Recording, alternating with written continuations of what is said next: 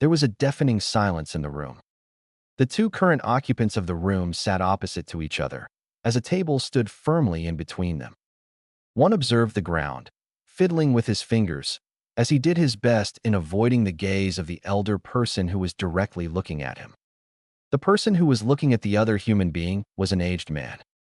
Nearly 70 years old and sharp as he was back at the height of his youth, Sarutobi Hiruzen's coal eyes softened. They had a look of understanding as he observed the person before him. Earlier tonight, the seal of scrolls containing jutsu that not only was powerful, but so delicate in nature that they would cause some unrest, had been stolen. Such duties like this befell upon the leader of Konoha, and when Sarutobi had heard that it had been taken, he was nearly livid. Such an event was both embarrassing and highly dangerous, as it indicated treason inside ranks of the Leaf. However, his calmer shinobi side helped him keep a lid on his myriad of emotions that he had felt in that moment. Imagine his surprise when he used the Tomegain no Jutsu/telescope technique to find out that a 13-year-old failed examinee of the academy had stolen it, and of all people it had to be Uzumaki Naruto. The whole situation didn't add up. Uzumaki Naruto was many things. He was brash, outspoken, loud to a fault, and a lot most of the times, overconfident of his own skills. However, there were also many things he was not. He was not a thief, that much Sarutobi could stake his life on and make such a claim. Despite being overcharged of even the basest of needful items one needed, he always paid that amount, and despite the Hokage's continuous efforts to get the civilians to treat him more humanely, it always failed. Someone always got away with a dirty deed every now and then.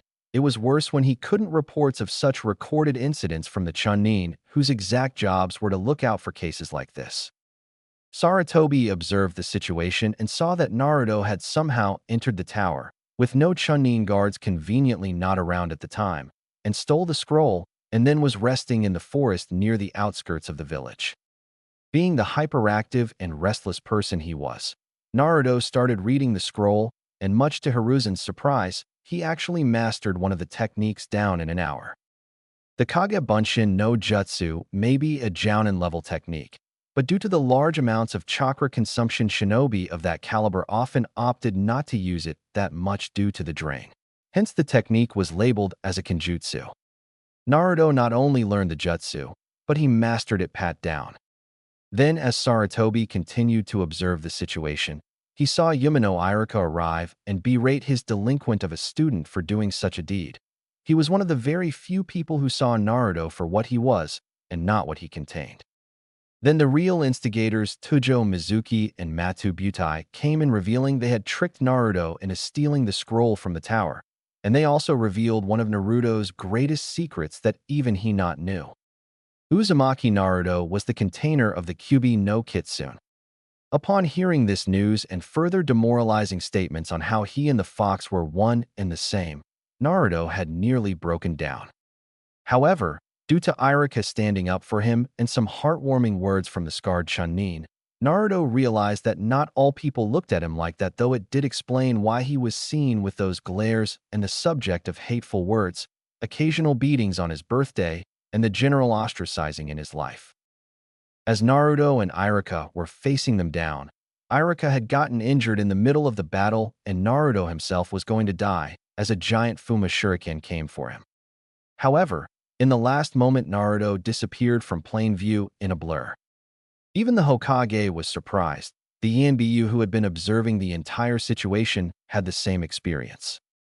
The Sandaime had only seen something like this once when Hiriko, a former shinobi of the Leaf, had gone rogue and was somehow stealing Kekkei Jinkai to use it for himself. His actions had caused unrest between the villages, and Jiraiya no Gama Sannin himself had later killed him due to his actions. Uzumaki Naruto then proceeded to shell-shock the two traitorous Chunin by overwhelming them with a horde of his own physical copies, numbering in hundreds, and traps with gear he had borrowed from Iruka in the spur of the moment, though that part wasn't surprising given the intricate designs of high-level pranks the blonde had devised numerous times before. Then he was given Iruka's Hitai-8 by the scarred Chunin himself for his act of bravery and loyalty, officially graduating him and giving him the rank of Genin. After that, the Yanbiyu came in taking Irika to the hospital and escorting Naruto along with the Seal of Scrolls to the Hokage. And now here we are. Naruto-kun, the Sandaime said, finally shattering the wall of silence built for some time. You're not usually this quiet. It's nothing, Gigi, he said with a fake smile plastered on his face, a smile he had been practicing for years. A smile that defensively came to life to protect him from whatever words would come next from any person who spoke with him. All the hate and glares he received, he always answered them with a goofy grin. It was instinct by now. You shouldn't lie to me, Naruto-kun. The older man spoke, and the blonde smile faded to be replaced with a look of sadness that he didn't show. But Sarutobi knew that look. He tried spending time with the boy whenever he could. However, his duties didn't allow him such privileges. Honestly speaking, at times, Sarutobi felt ashamed of himself and his failures. But that red-tape bureaucracy of bullshit by the elders and the council often barred him from doing so. He needed to make up for it. Now that he boy knew about his tenant and had shown a new skill, there was only but a few ways to go about this. Why didn't you tell me about it before, Gigi? He said as his blue eyes, which usually shone of confidence, didn't have that shine. Instead, they were a bit dull. They looked a bit lost. Hiruzen sighed out of sadness, knowing this question was coming. It didn't make the guilt he felt lessen. Honestly, I didn't want you to know. The reason being, you would have probably ended up hurting yourself if you found out. You have done that before, Hiruzen said, and the boy winced a bit at his tone. Naruto did often try hurting himself, indirectly in a manner, when he used to often punch his arms against wooden posts or even bang his head out of frustration at the generally hostile behavior he was on the receiving end of. The worst of it was when he had finally managed to slash his wrists with a kunai. It was rusty, but he had made it work. He would have been free, but he woke up at the hospital next day as his Gigi stood with another man watching over him. The boy had depression, that much was clear as day. He knew what his Gigi meant and was sort of understanding that, but another question ate away at him. One he blurted out. Gigi, what was that thing I did? You know, when I moved really fast? He asked, and the Sandaime looked at him in surprise first. It seemed that the old man was shocked at his words. You've never done that before? He asked, and the blonde who had prominent red highlights in his hair shook his head. I see. That Naruto-kun was the Jintan. Jintan? What the heck is that? He asked, not really sure what it really was. The old man chuckled at his answer and spoke up again.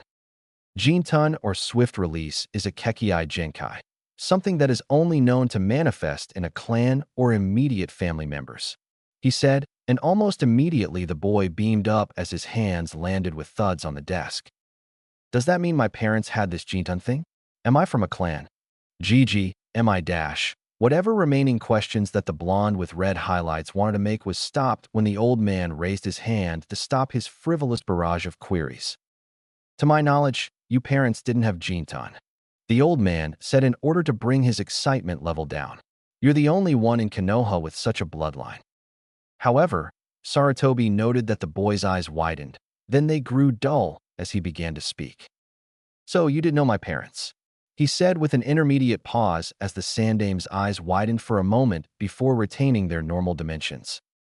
Did he plan to say it in that way? Sarutobi thought with a small grimace in mind. The boy was a tricky one. While he may not be the sharpest kunai among them all, he certainly had his own way of doing things, and this did not seem far from his modus operandi. It was almost befitting of the fox that was held back inside him, and as much as he wanted to tell the boy about his heritage, he couldn't.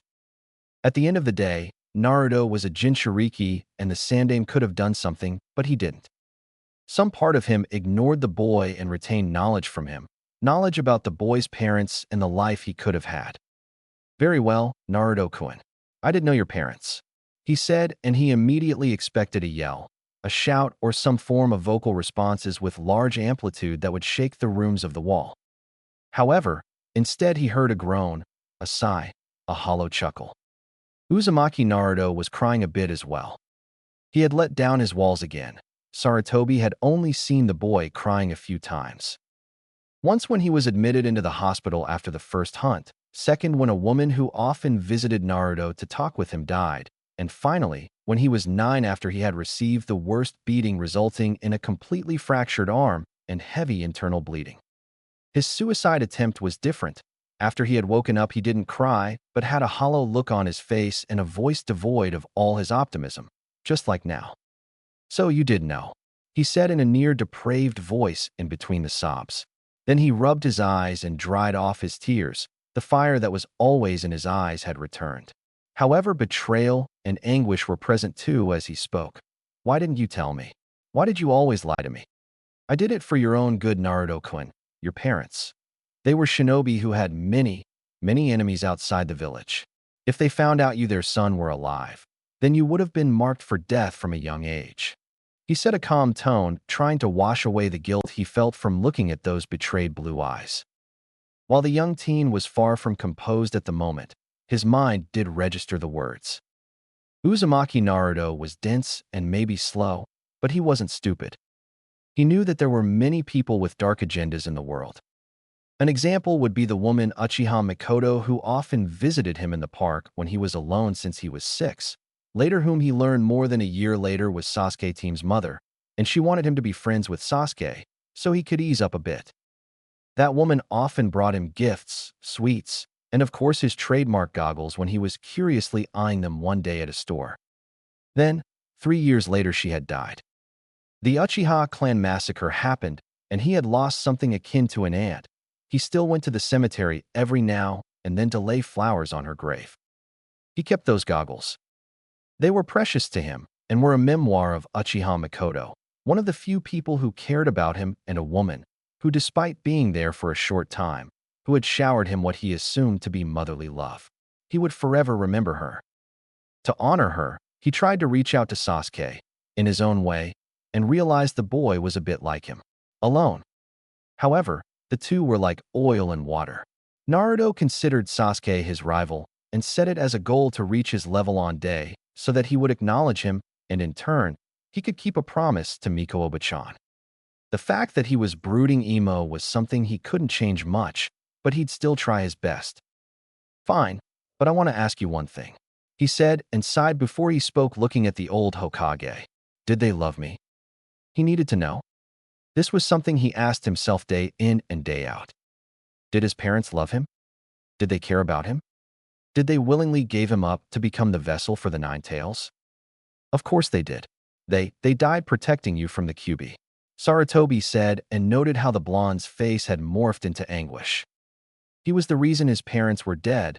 They died protecting him. And he actually questioned their love towards him. He really didn't deserve them. "Listen to me, Naruto-kun," Sarutobi said, who had appeared in the chair next to him without seeing the old man move or even hearing the noise.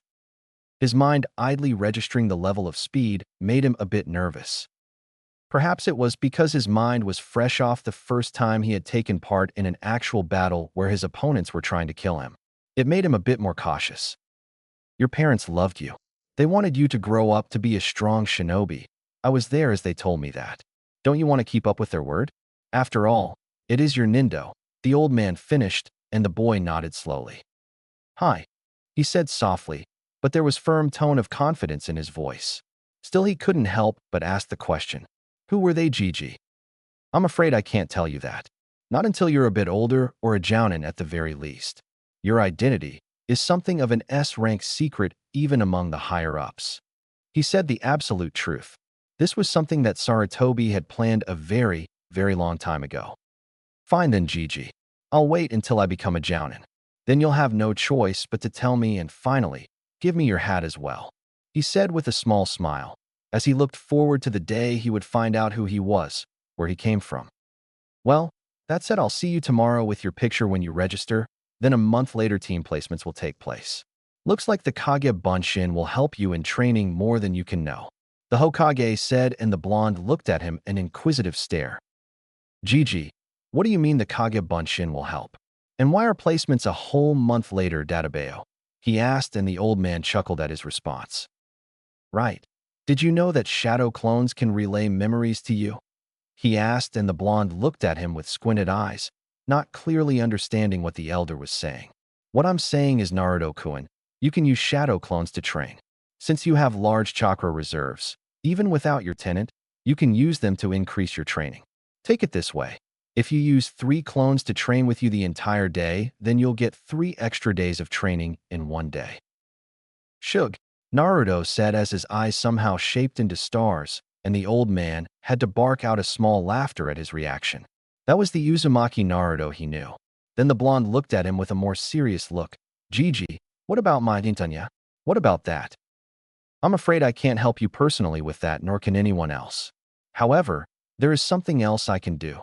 The Sandame said as the Jinchuriki of the Kyuubi looked at him curiously. There was one other person who had the Jintan. He's dead, but I did manage to excavate scrolls from him that contain knowledge on the Jintan, since he himself wasn't an inheritor of it, as he stole it. The last part of Sarutobi's sentence made the blonde feel unnerved. You can steal Kekkei Genkai? How? The blonde asked, a bit scared at the aspect of someone stealing his ability. All his life, he was treated as a pariah, sometimes even lesser than that, as people would vehemently ignore his existence. That's why he did pranks, so that they would look at him and acknowledge his existence. For someone out there to take away something that not only made him special, but also having something that probably one of his parents had made him feel that much wary at the prospect of such an ability being forcefully taken away from him. There are a few ways to do it. Take the Uchiha clan, for example. Their Kekkei Genkai manifests in their eyes and is called the Sharingan. Sarutobi said as he noted the undivided amount of attention that the blonde was giving him without getting bored. Their Kekkei Genkai allows them to not only see what future moves their opponents will make and a vision on how much chakra they have, but also allows them to copy techniques down to the tiniest detail. What? But that's unfair. Naruto yelled out, and though neither of them knew it, 2 of the 4 ANBU in the room mentally nodded with the blonde. And Uchiha's abilities were almost unfair. The orange-clad boy continued. Are you telling me that if someone works hard for years to fire a jutsu properly, a guy with a Sharingan can just look at him with his eyes and steal the technique, just like that? That is so wrong, Databayo. True, the Sharingan is a versatile ability, and oftentimes people who wield those eyes have been called jutsu thieves. But the shinobi world is unfair, Naruto-kun. We aren't just heroes. Tell me, what do you think of the yandere? Sarutobi asked. He had asked that question before knowing how well the boy looked up to his formerly living successor. Naruto shifted his eyes from the old man to the 4 portraits on the upper left side of the wall. His eyes fixed on the 4th portrait. The man, who sort of looked like Naruto in terms of hair and eye color, was almost a spitting image if Naruto's facial shape and eye shape weren't different. That and the Jinchuriki had red highlights in his hair people often teased him about.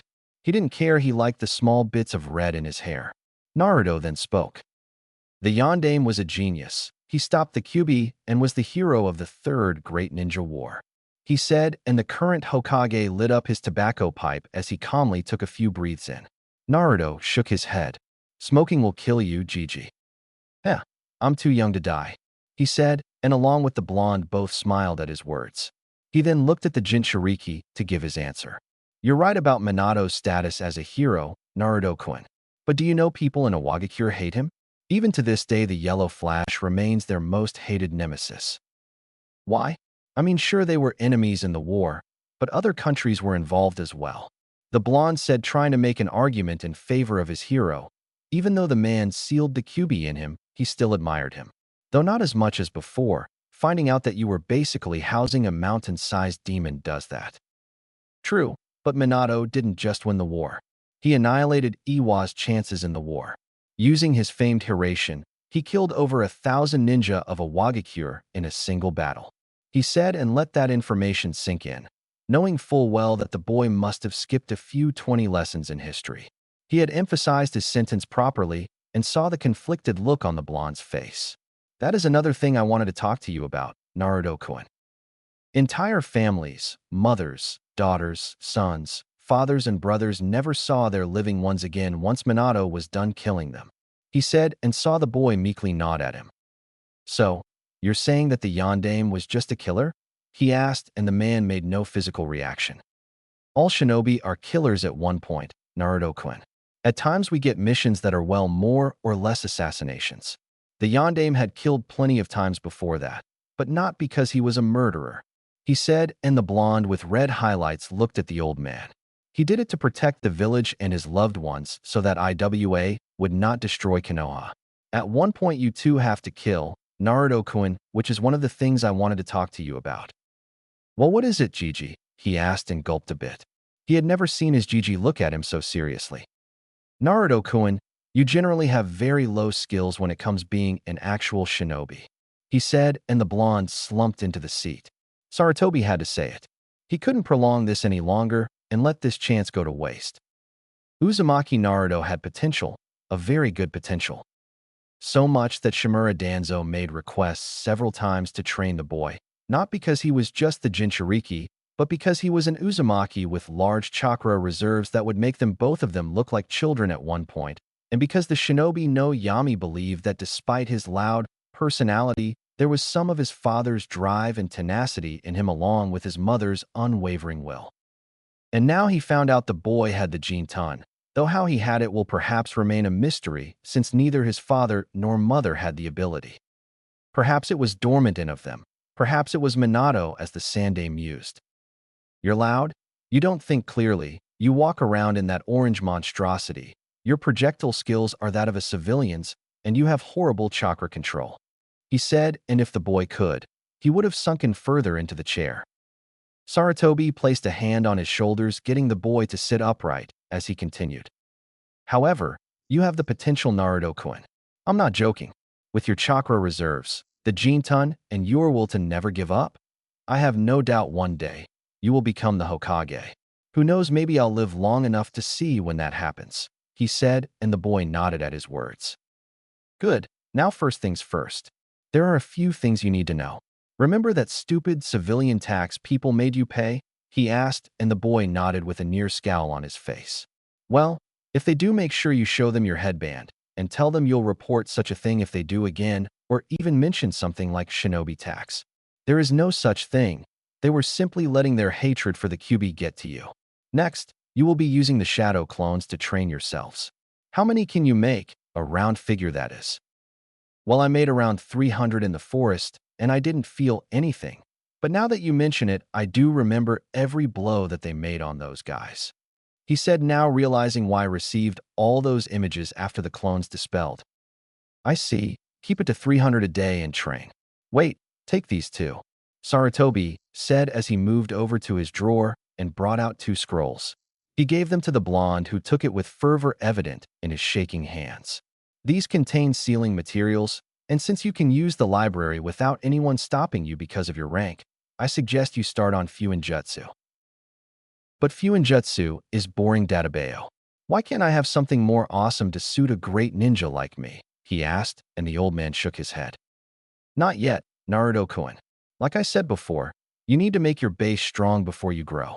The month you have should make you strong on a decent scale along with the added help of shadow clones, he said, and the blonde looked like he needed one more push.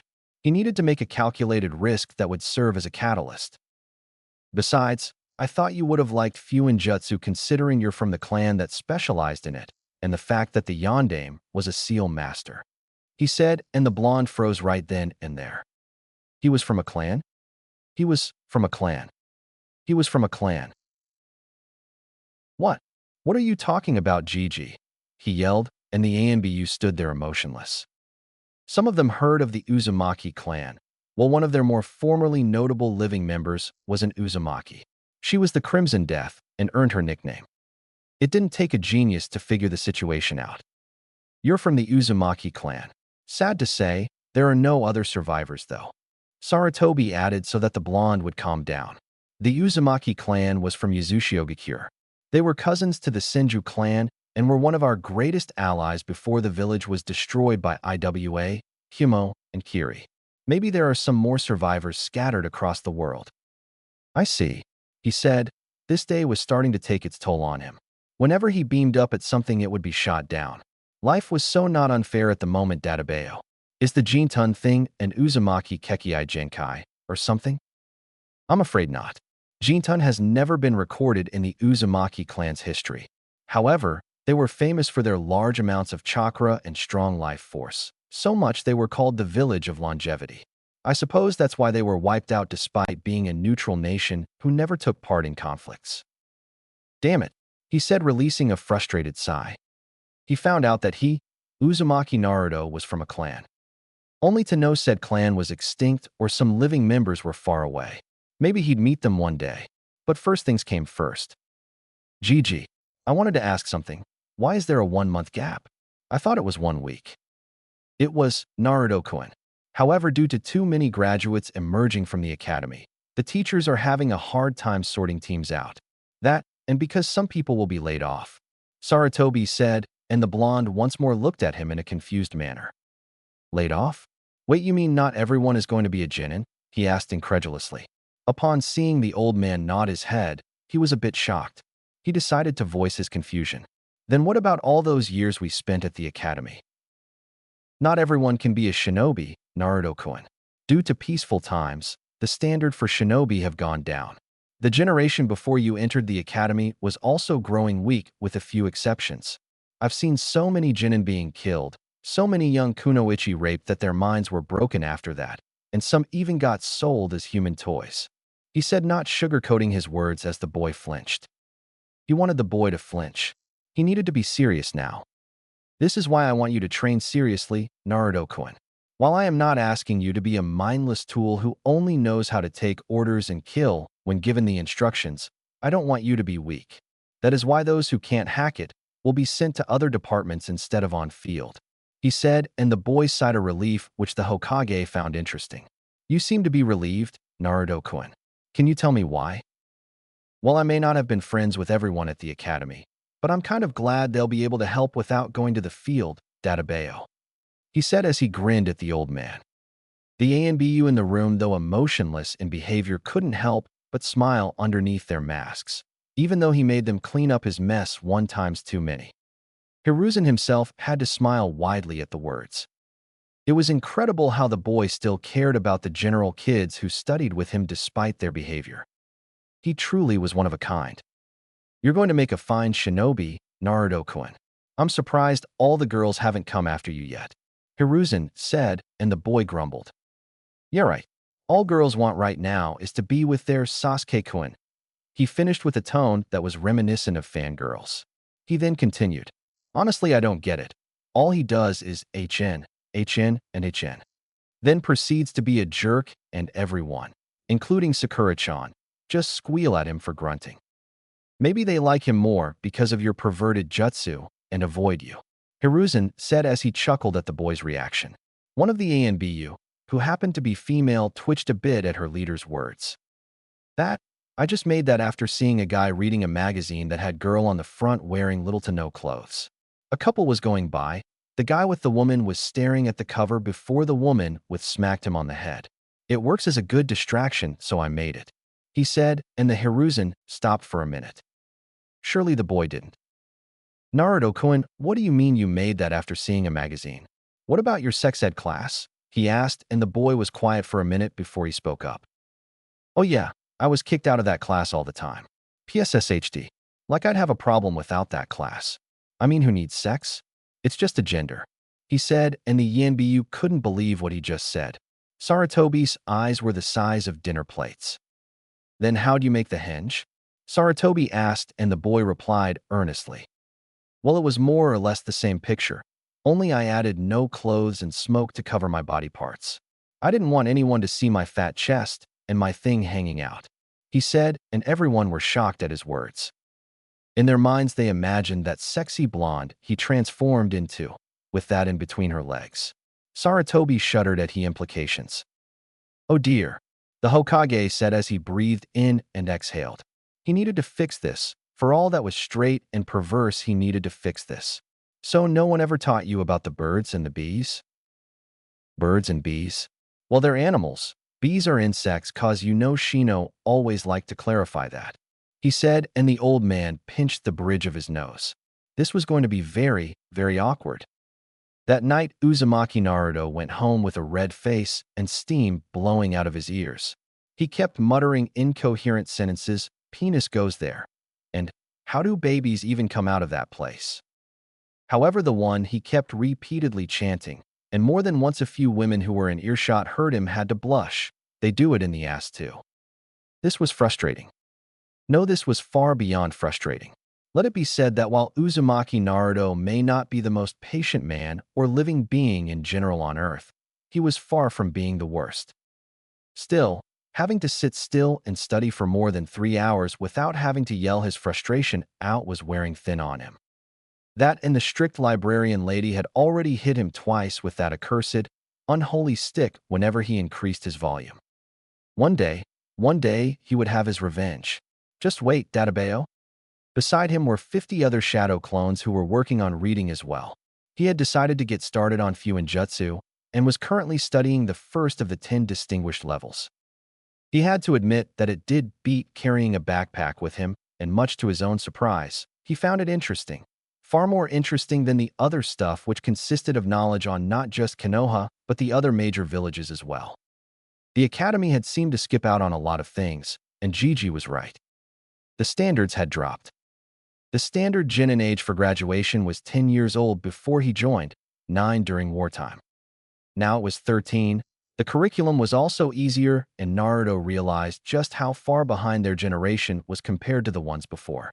Naruto also picked up books on ninjutsu, jinjutsu, and taijutsu. He quickly made notes, in a very ugly style much to his distaste, on all of them, and was making more notes upon notes. He didn't even know he had that much empty space in his notebooks. He decided to go out and test out his taijutsu skills and quickly realized that Uzumaki Naruto sucked in his own opinion. Yup, a spar with his clones, and he realized just how horrible they were. He needed to work on his taijutsu. Thank God Training Ground 3 was virtually abandoned as Gigi had told him. Summoning 500 clones, he could pull it off.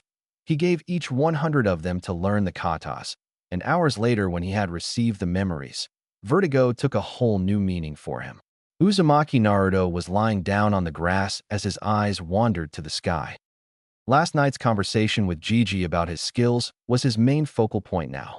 He had to get stronger, he needed to find out who he was, and then finally, he could be Hokage, so that people would finally realize that he was himself, not the fox, and treat him like he was somebody important, not a demon incarnate. Groggily getting up, he sat still, perfectly still. Apparently meditation helped calm one's mind, helped them control their emotions and enhance senses extending to the area around them. Considering how hyperactive he was, he needed it. A lot of it. Well, time to start the other part of training and dash. Grumble. Even though no one was around, he blushed a bit out of embarrassment. He then walked up and got out of Training Ground 3. Soon enough, he was in the general vicinity where the populace noted his presence, and as usual whispers began emerging like the norm they were. Learning about how chakra could be sent to organs and body parts to enhance their use, he heard the usual whispers of him being condescended. This would have affected him. No, it did affect him, but only little now. These people didn't understand the burden he held, how he protected them each day by holding the fox back instead being its human form. Fucking idiots is what he called them. Or maybe, just maybe they were jealous of him. Yup, he said as he grinned with his arms behind his head as he walked proudly among them. They're just jealous of my natural awesomeness. Hell, if I was any cooler, it would unfair to the world Databeo. Uzumaki Naruto then finally found the most divine place in all of Konoha. Ichiraku's ramen.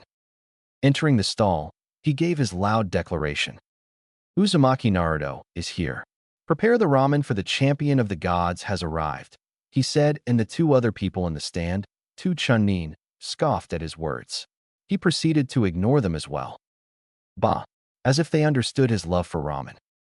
Some may call him weird or obnoxious for having such a craving for the starch-based food, but he still remembered it. He was 6 and alone, living on the streets after the orphanage kicked him out. It was raining heavily, and he had come to this side of the town. A heavenly smell of various spices had brought him to the stall, and he was peeping through the door, trying to figure out what the smell was. The man at the counter, Tucci, had seen him and called him. At first he thought he was going to be yelled at or pushed away whilst thrown to the ground. Instead, Tucci ushered him in and gave him a towel to dry himself off and asked him whether he was hungry. The young boy replied no. Despite that, the man put a steaming, freshly made bowl of miso ramen, and Uzumaki Naruto had unknowingly shed tears of joy that day. Tucci was later the one who informed Hokage of him being here, and the boy got his own apartment after that. Ichiraku's became something of a safe haven for him. Ramen was his emotional comfort, a means of escaping his sadness. In a minute, Naruto-kun, came the voice of one Ichiraku Ayam who was happy to see him again. He sat down, and she ruffled his hair before Tucci came in with an extra-large Naruto special. Finishing his prayers to the gods of ramen and muttering a gracious Itadakamasu, the blonde drove into the bowl. The ramen never stood a chance as he began to viciously wolf down the noodles as they happily entered his abyss of a stomach. It didn't take him long, and soon after 5 more bowls followed. Before Tucci could say he'll put it on the tab, Naruto brought out the money and paid him in full. Naruto, Tucci said as he took the money and counted it, a bit confused. Don't you usually pay later when having more than 2 large? Yeah, but apparently some of my monthly stipend got mixed up and I got some extra cash last night, he said as he chuckled at the lie he said. The truth was, Naruto was paid for what he did last night. Sarutobi said it was not only a means of saying sorry to him, but also for the service he did. He got the pay for a C-rank mission, and boy, it was good be rewarded. Well, that's good, but what else do you have planned today? I am said, and the blonde looked confused for a second before he spoke. Right, I got some more training to do, and after that I need your help, Naruto said with a furious nod as both father and daughter looked at him in a confused manner. My help? In what exactly? I'm not exactly a shinobi, I am said, and the boy nodded but spoke up once more. True, but you're one of the damn best cooks in the village aside from Tuchiji-san, and Gigi said to grow stronger, I need to eat other things than just ramen, which is so not right, he said, and Tucci laughed at his words. I am blushed at being called at one of the best damn cooks, but later also chuckled at his reaction. Then he heard it. Her voice. Sakura-chan. Uzumaki Naruto thought as he heard her talking with someone. He could sit here and waste a few more bits of time, or he could pay his money and ask her out. Surely she was bound to say yes one of these days. He then got up and made a salute-like gesture at the two of them. Right, gotta go now, G-san.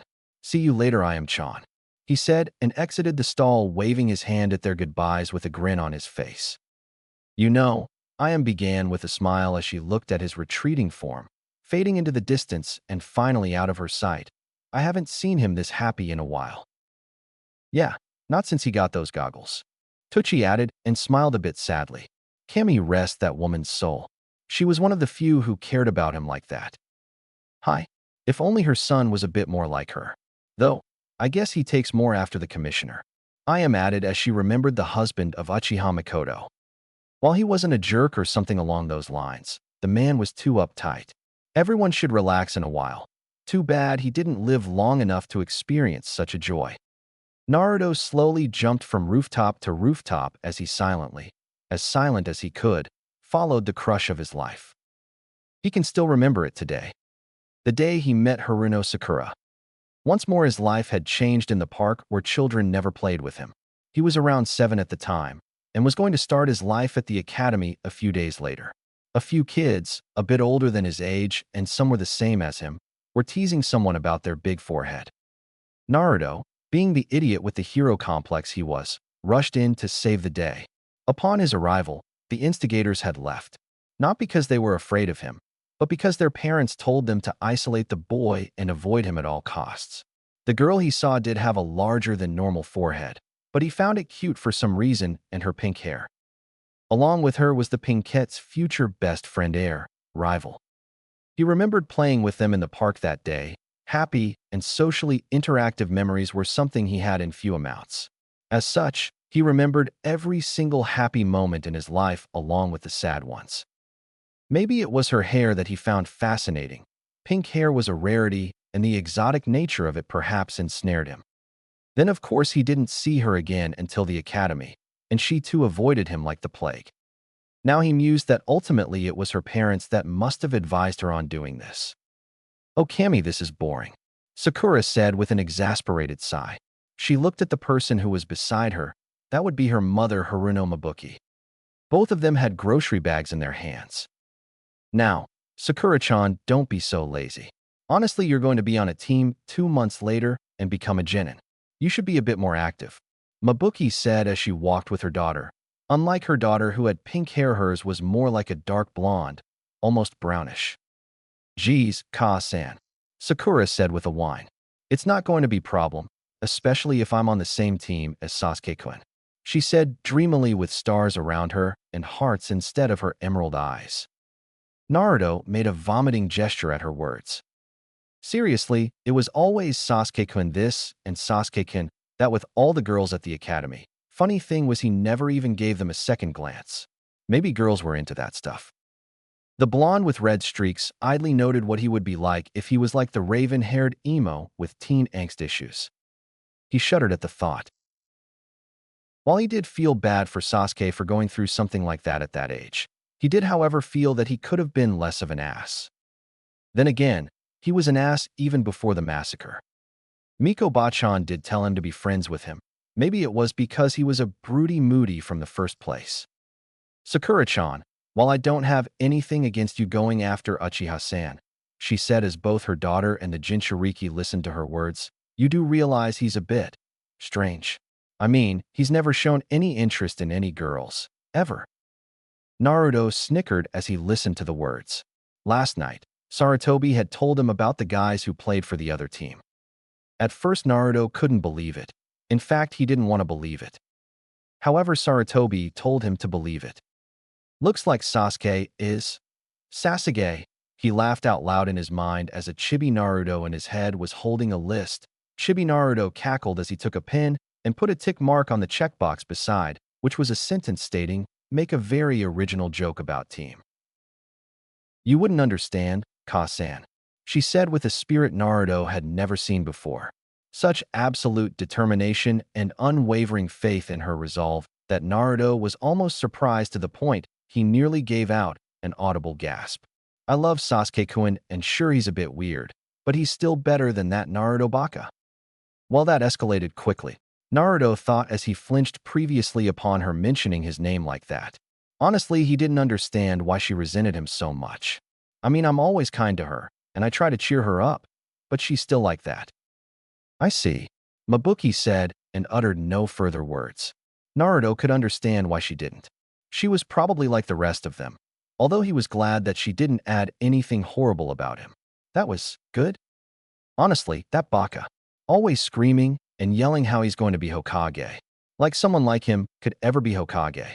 It's probably because he never had any parents to teach him anything. Sakura added further, and Naruto clenched his fists. He may love, or he thinks he does, Sakura, but that doesn't give her the right to say things like this about him. He didn't have anybody growing up. Nobody was there for him all the time. Wait, maybe this isn't the first time she said something like this.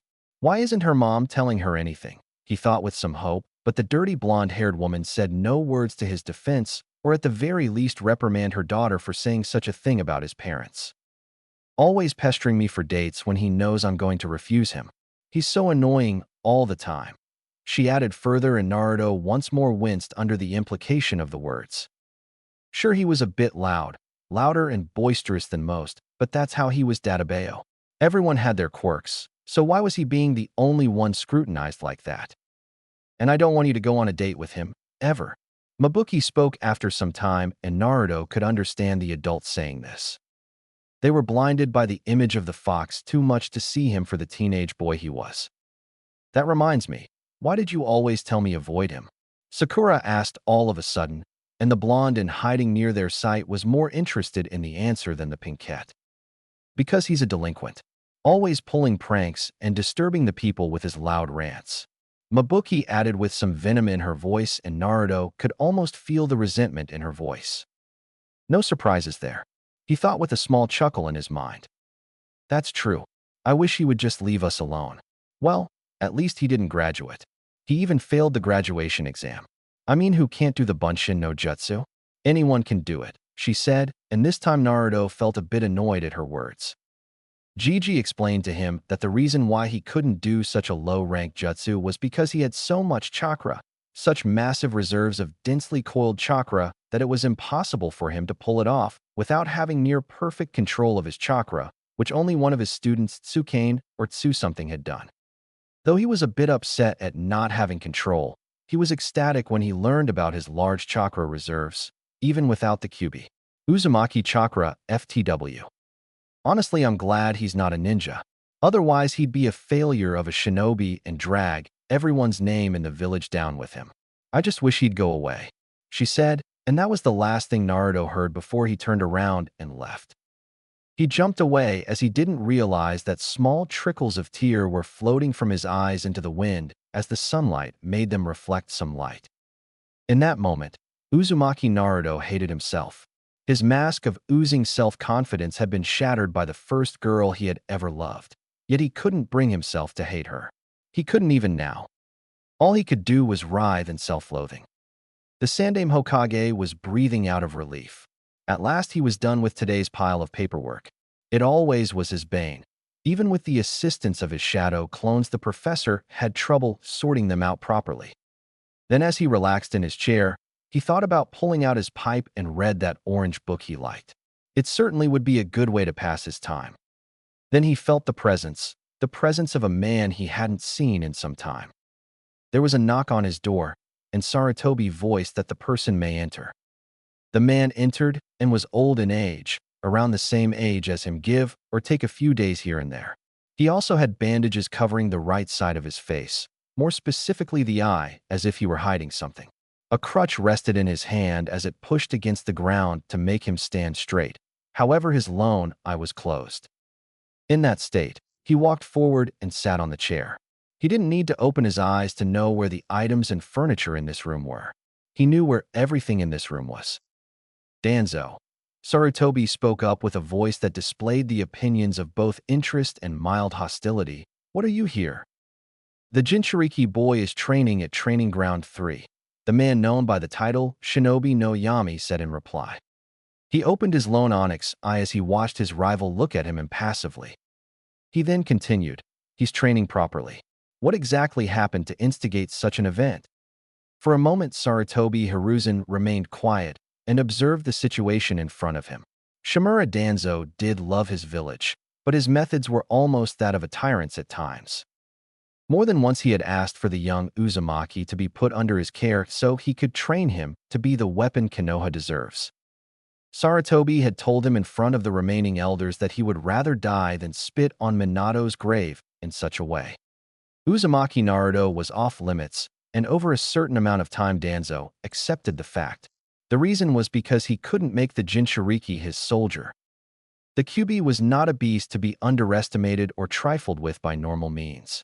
He simply couldn't put a cursed tongue eradication seal and not expect the QB to do something to disrupt it. He also couldn't use the Kodo Amatsukami now. He had to wait for at least another 3 years before he did it. Kodo Amatsukami / distinguished heavenly gods, despite being the most versatile and non-detecting jinjutsu in recorded history, did have its own share of drawbacks. Even with his Senju cell enhancements, the highest caliber of jinjutsu in existence required a ridiculously large amount of time to recharge so he could use it again. He had last used it when Sarutobi had made his decision to kill him after the Uchiha incident.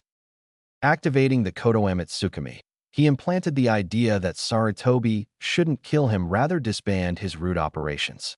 The Jinjutsu also had a 3-second time frame, and due to the hallucination induction it conducts on the victim, Sarutobi was still walking towards him when he used the jutsu. If he made any attempts to defend himself or let his root agents come to his aid, then a battle would have ensued, and there was little possibility he would come out on top, as Sarutobi wouldn't give him a fair fighting chance. And now here he stood, a failure trapped within his own weaved plots. I may have given him a right push to what he needs to be rather than what is. What are you really here for? Sarutobi asked, not at all amused at how his friend conveniently appeared at such a time. Nothing, I just wanted to know why the Jinchuriki was training that. Seriously. My offer still stands, Hiruzen. I could train the boy properly. Danzo said, and Sarutobi looked at him as if he was serious. You already know my answer, Danzo. It won't change. I owe his parents that much. Sarutobi said, and Danzo remained quiet for some time. If you owe his parents that much, then you shouldn't have let his life gone to shit. The head of Root said with no hint of amusement in his voice. I'm going to be honest, I did not like Minato. His ideals were far too similar to your own, but he had more spine than you. I am sure he would have handled things differently. As much as Danzo utterly disliked the fourth Hokage, he did have a begrudging amount of respect for him. Namake's Minato was perhaps the greatest prodigy barring Itachi to come out of the Hidden Leaf. Danzo pretty much knew that had Minato lived for a few more years and wasn't tied down by the official duties of the Hokage, which consumed large amounts of time, he would have gotten even stronger, and to be honest, Minato to some extent reminded him of Senju Tobarama. Not just because he was the fastest shinobi of his time like his formerly living sensei, but also because both were highly meticulous, shrewd shinobi and were realists who didn't hope for the best scenario, but rather played out situations to suit for the best result. You know about the council. They wouldn't have Sarutobi was cut off by Danzo once more. Done anything once you put your final say in it. Sometimes I wonder why you lie to yourself so much. You didn't allow Uchiha Makoto to adopt him, or the Ino-Shikicho group to at least raise him. Don't get me started on Jiraiya. The boy may be running a spy network, but he is leaving the son of his only student whom he considered a son here in the village alone as the people feed him with apathy and hatred. Danzo said, not even bothering to notice the flinched expression of Sarutobi. Whatever Danzo had said had been harsh. No, it was cruel. However, the cruelty of his words did not take away the truth in it. Sarutobi could have done something about it. However, he was a Jinchuriki. A Jinchuriki is a weapon no matter how much the term is sugar-coated, and being the Hokage, Sarutobi unconsciously did just that. I'll be leaving now. Take care, Hiruzen, he said and left the room. Shimura Danzo may be cold, but he did not like how the boy's potential was wasted. He knew that the Hokage was aware of his grades being tampered, lessons taught to him the wrong way, yet for all his ideals Sarutobi did nothing. Shimura Danzo wouldn't care that much simply because he was refused the chance to train the boy. His stunted growth would be blamed on the professor, and he would take no share of the blame that was to be put out. Sarutobi Hiruzen sat in his office as he saw his rival leave the room. The words he said kept echoing in the chasms of his mind. All that he had said had been true. He needed to help the boy. But how? God. Fucking damn. Each word that was yelled with rage evident in his voice was followed by a large thud noise as Uzumaki Naruto's fist shattered against the thick trunk of the tree. There were indents now in the tree. Outlines of the shape of someone's fist could be seen clearly. Splatters of blood were seen on the tree as it slowly made its way down along the lines of wood and downwards to the ground. Above the place he punched were also more blood prints. Uzumaki Naruto was shedding tears and blood. The warm liquid fell not just from his bruised and broken hands, also from his forehead, as he had kept slamming it against the wall. He had very thick skin and took some time to injure himself, but now he could do it. He could harm himself. Naruto did show suicidal tendencies before, and having a village who hate you for your very existence, coupled with the fact they barely acknowledge your existence, does play with the psyche of a child. Despite Hiruzen's promise and his drive to find out who he was, dark thoughts still loomed in his mind. In a part of his mind, he did hate the villagers. He never said it or voiced it, but a part of him hated them. When Sarutobi revealed him being part of a clan that was related to the Senju, the fucking founders of the damned village, he had also been angry.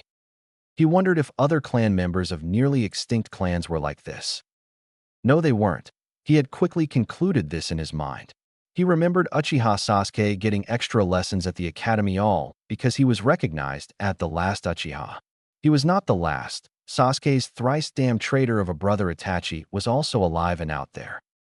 And here he was an Uzumaki living in the red light district, while the Hokage held back information not only about his Jinchuriki status, but also his parents.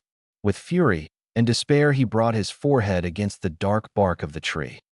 Pain composed a beautiful tune as a high-frequency noise erupted in his head, echoing deep into the depths of his mind as everything became dark. Uzumaki Naruto fell. He fell deep through an endless pit. Winds thrust against his body. The pressure weighing down on him made him feel that his entire body was breaking.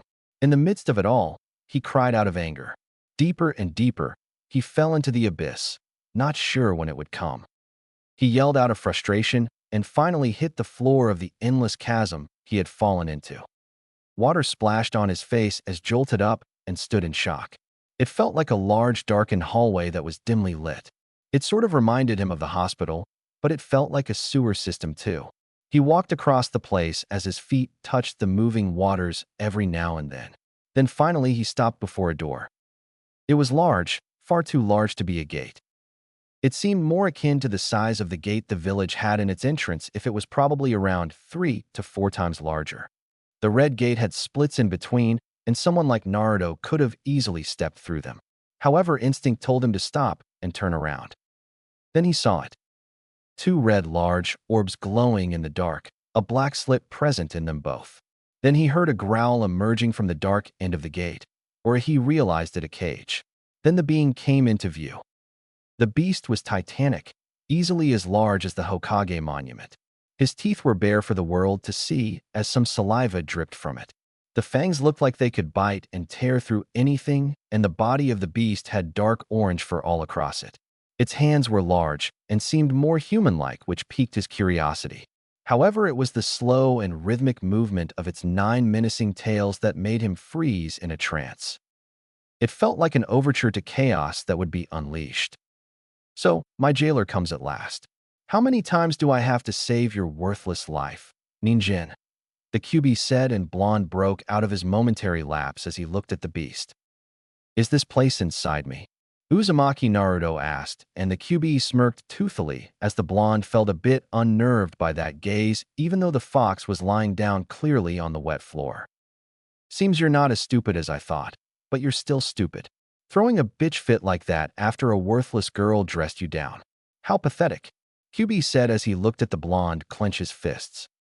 Shut up, Naruto said, and the fox looked at his with a raised eyebrow. I may have made a mistake when I did what I did, but I don't expect you to understand. And I don't want to. All you humans are the same. Always so concerned about yourself that you let even the littlest of things get to you.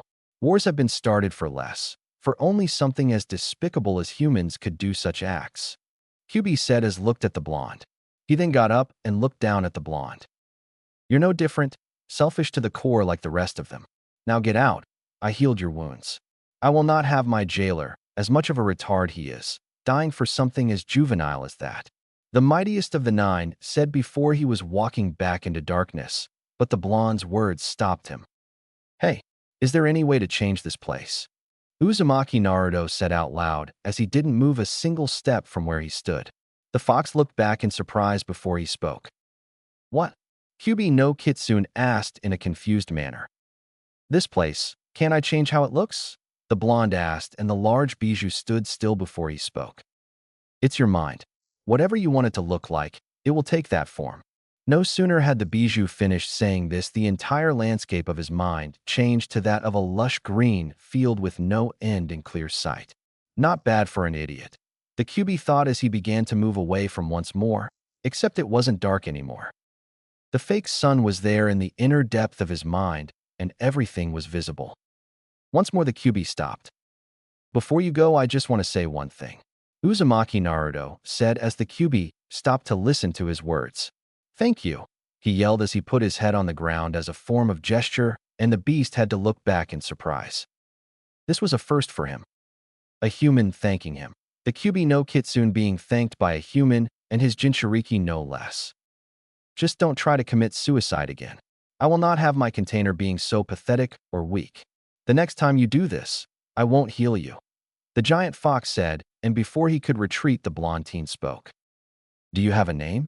Naruto asked, and the fox contemplated and thought about that. You're not worthy, QB said as he went back to resting, showing that he had no further wish to speak. Uzumaki Naruto gasped as he got down on all fours after jumping off against the tree where he had been previously resting. He breathed heavily for some time before realizing that all that had happened was true, but a better question was, why did a bird shit on him? Ugh. Slowly reaching for the bottle, he took off the cap and poured the water on his shirt. Damn birds and their shitty actions. He sat down and breathed until he was completely calm. He had let his emotions get the better of him once more. He had just read today on how a shinobi should always control their emotions and not let the enemy read them. He had done just the opposite, and this time had nearly managed to give himself a concussion, but the fox had healed him. He felt almost ashamed of himself, He had gone and thrown his life away because of a few words Sakura said. He shook his head. He couldn't do things like those. Even though he was hated, there were a lot of people who cared for him. Tucci, Ayum, Irika-sensei, Gigi. He thought of those four people. Even though the Sandame outright hid things from him, he still cared for him enough, and Uzumaki Naruto was never really one to hold for grudges. But he would take revenge for it in some way. Sighing, he went to the Hokage's office as he felt a bit drained today, mentally. No use training in that state. Maybe the old man could give him a few pointers. He was the Hokage after all. I see, the Sandame said after hearing Naruto's eagerness to learn a bit more. He could tell his Gigi was happy. He understood the old man in a way. He tactfully didn't mention the whole headbanging situation. He didn't want that guy with the long blonde ponytail to put his hand against his forehead for hours again. The first time he met that mind-something guy was after he tried to commit suicide. He was nice, if not a bit overbearing, and constraining him from a month of ramen.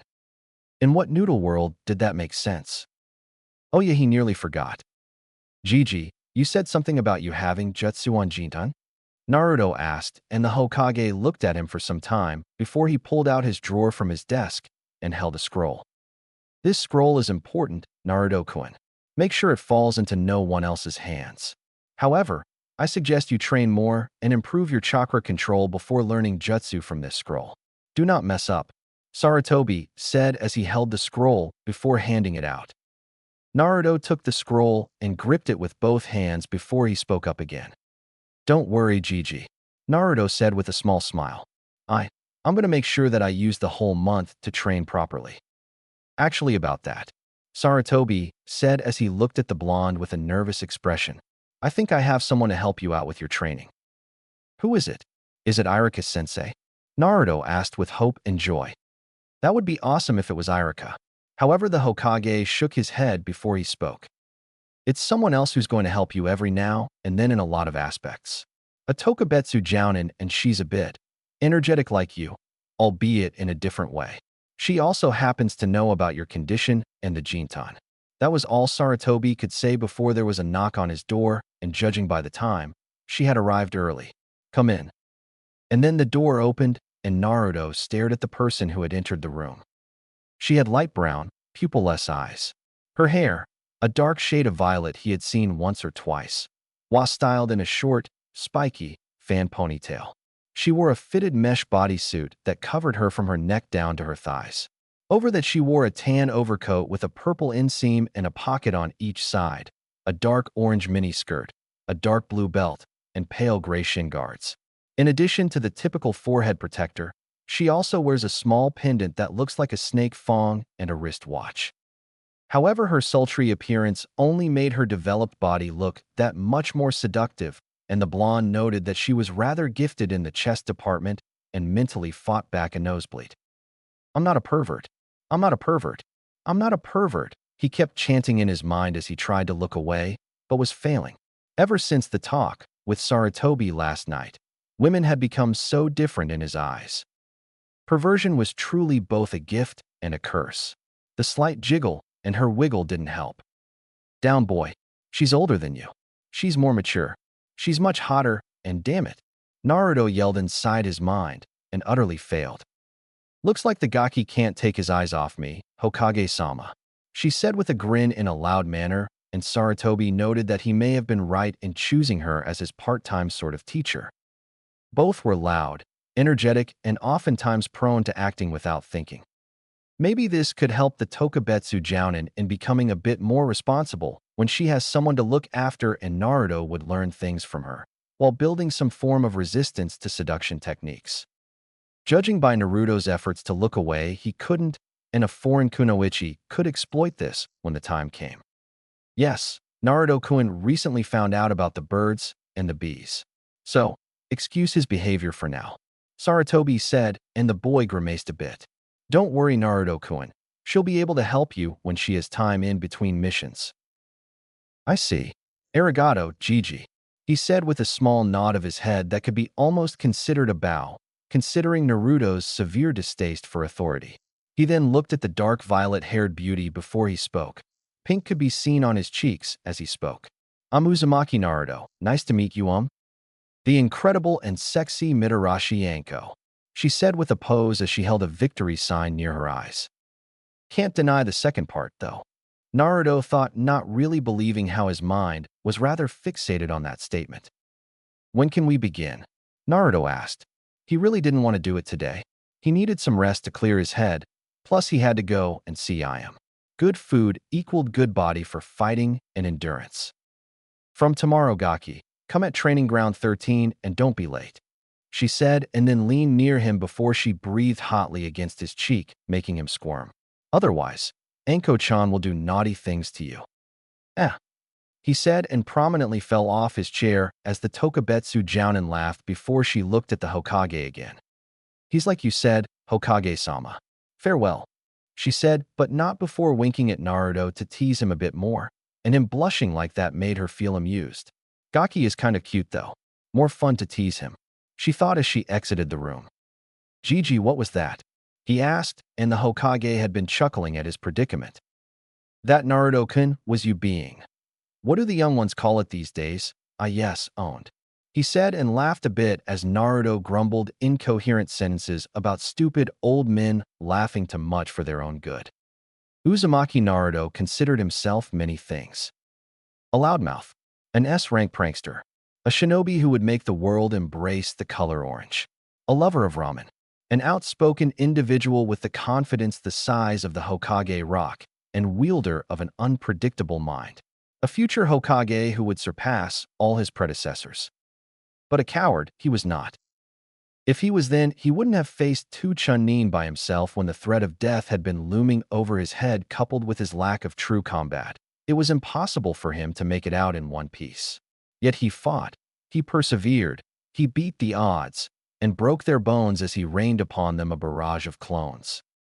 He, Uzumaki Naruto, was not a coward. That is what he kept telling himself as screamed and shrieked like a girly, very girly girl, fresh out of the academy, as snakes hissed and sang, chasing him across the dark and dreary forest of Training Ground 44. Internally, he cursed himself for being naive.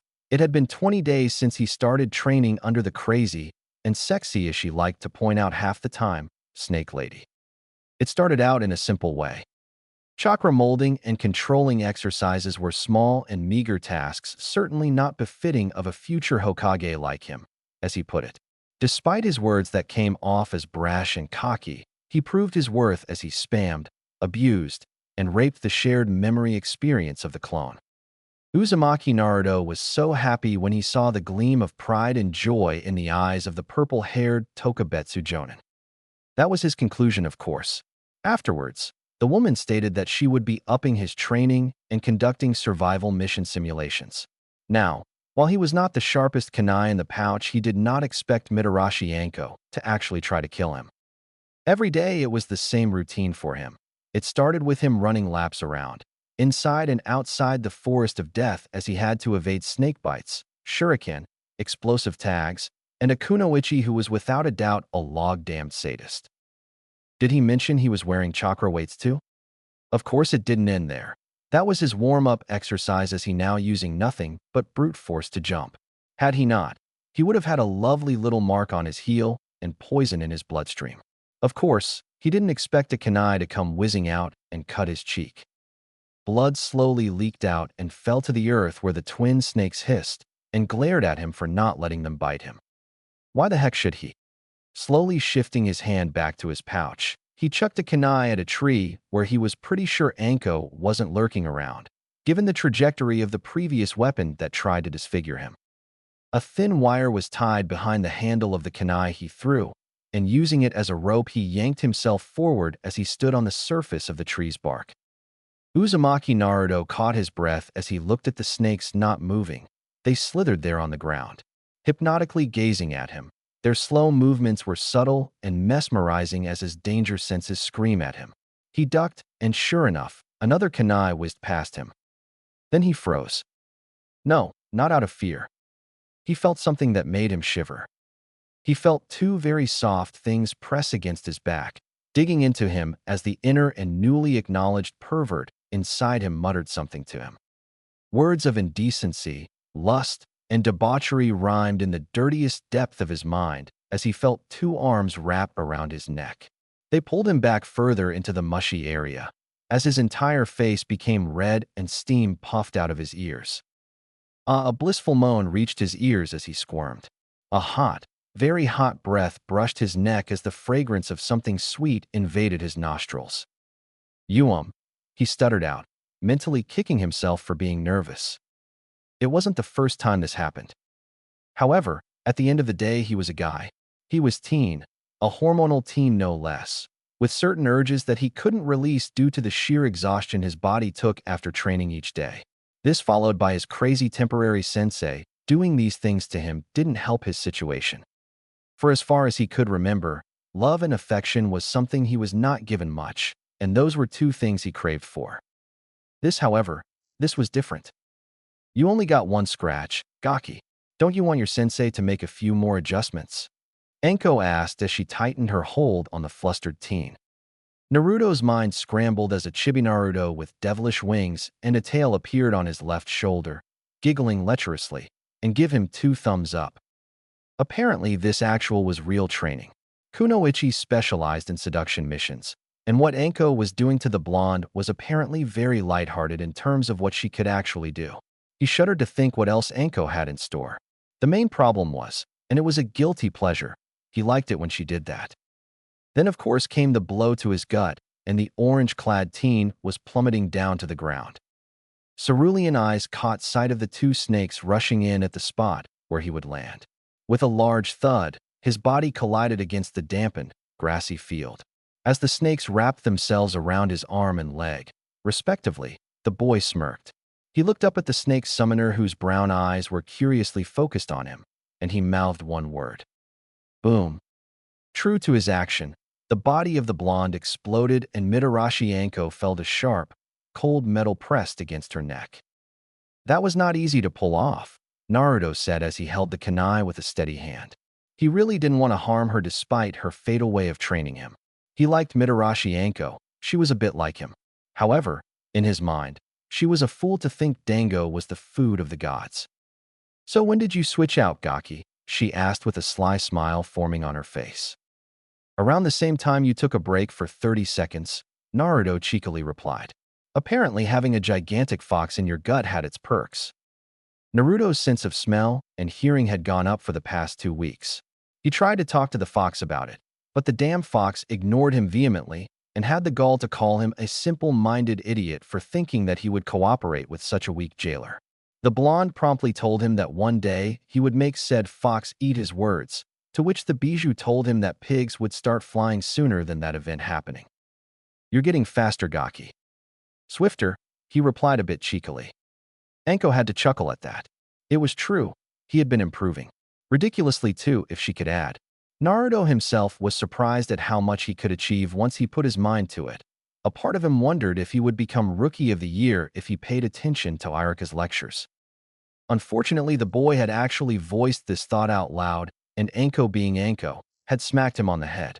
The snake mistress, as he learned about her unofficial title later, apparently hated the curriculum with a passion that apparently her friend Naichan matched.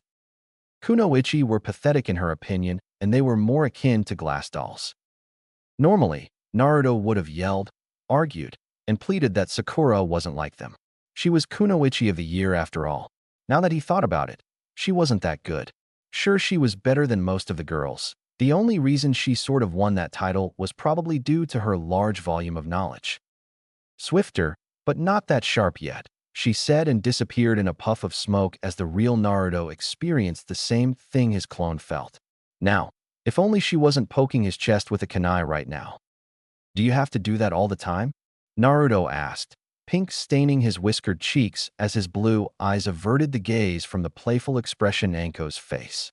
Instead of receiving an answer, he felt something soft and round press against his right cheek. Yup, Anko was rubbing her cheeks against his, and he was not going to complain about it anytime soon. Gaki, the snake mistress almost purred with a voice that he could only describe as alluring. You're not screaming and flailing anymore. It was true. 20 days ago when she hugged him for the first time, he was yelling child molester and whatnot. Apparently being a shinobi made you of legal age, but he would maintain some decorum databeo. Plus, there were the 3 prohibitions to follow, which nowadays most people never did. Women, money, and alcohol oftentimes broke a shinobi. He was sure that a legendary shinobi would never mess with all 3. In some village where an onsen was, a white-haired man sneezed. You said it yourself.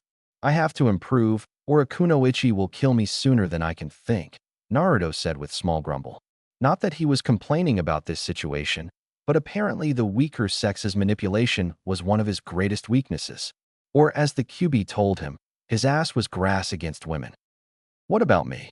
Won't I kill you, Gaki? She asked as she pressed even further into him. Naruto quickly used a substitution as he didn't want his pants to be a bit tighter from the nice warmth he was receiving from her sinfully sweet body. Pouting, the snake mistress let go of the log and crossed her arms under her chest. Don't worry about that, Anko-san, Naruto said as the pink was finally leaving his cheeks. Stretching a bit, he was sure that the warm-up run was over by now. He then smiled like the idiot he was and spoke. Besides, I don't think you'd try to kill me. Oh really? Anko said with amusement in her eyes. Why the fuck not, Gaki? Well, firstly, you're a kunoichi of the leaf. 2. You're a pretty nice person, he said with a normal tone as he slowly began to descend down the tree, his feet walking across the dark wood. Humph, she muttered quite haughtily. As if, don't you know who I am? Yeah, I do, Naruto said as he turned around and looked at her, his cerulean eyes intensely looking at her. You're Mitarashi Anko. Come again, she asked. While Anko didn't reveal her entire past to the teen, due to her obvious hatred of the past man who was in her life, she did not expect to hear an answer so blunt from him.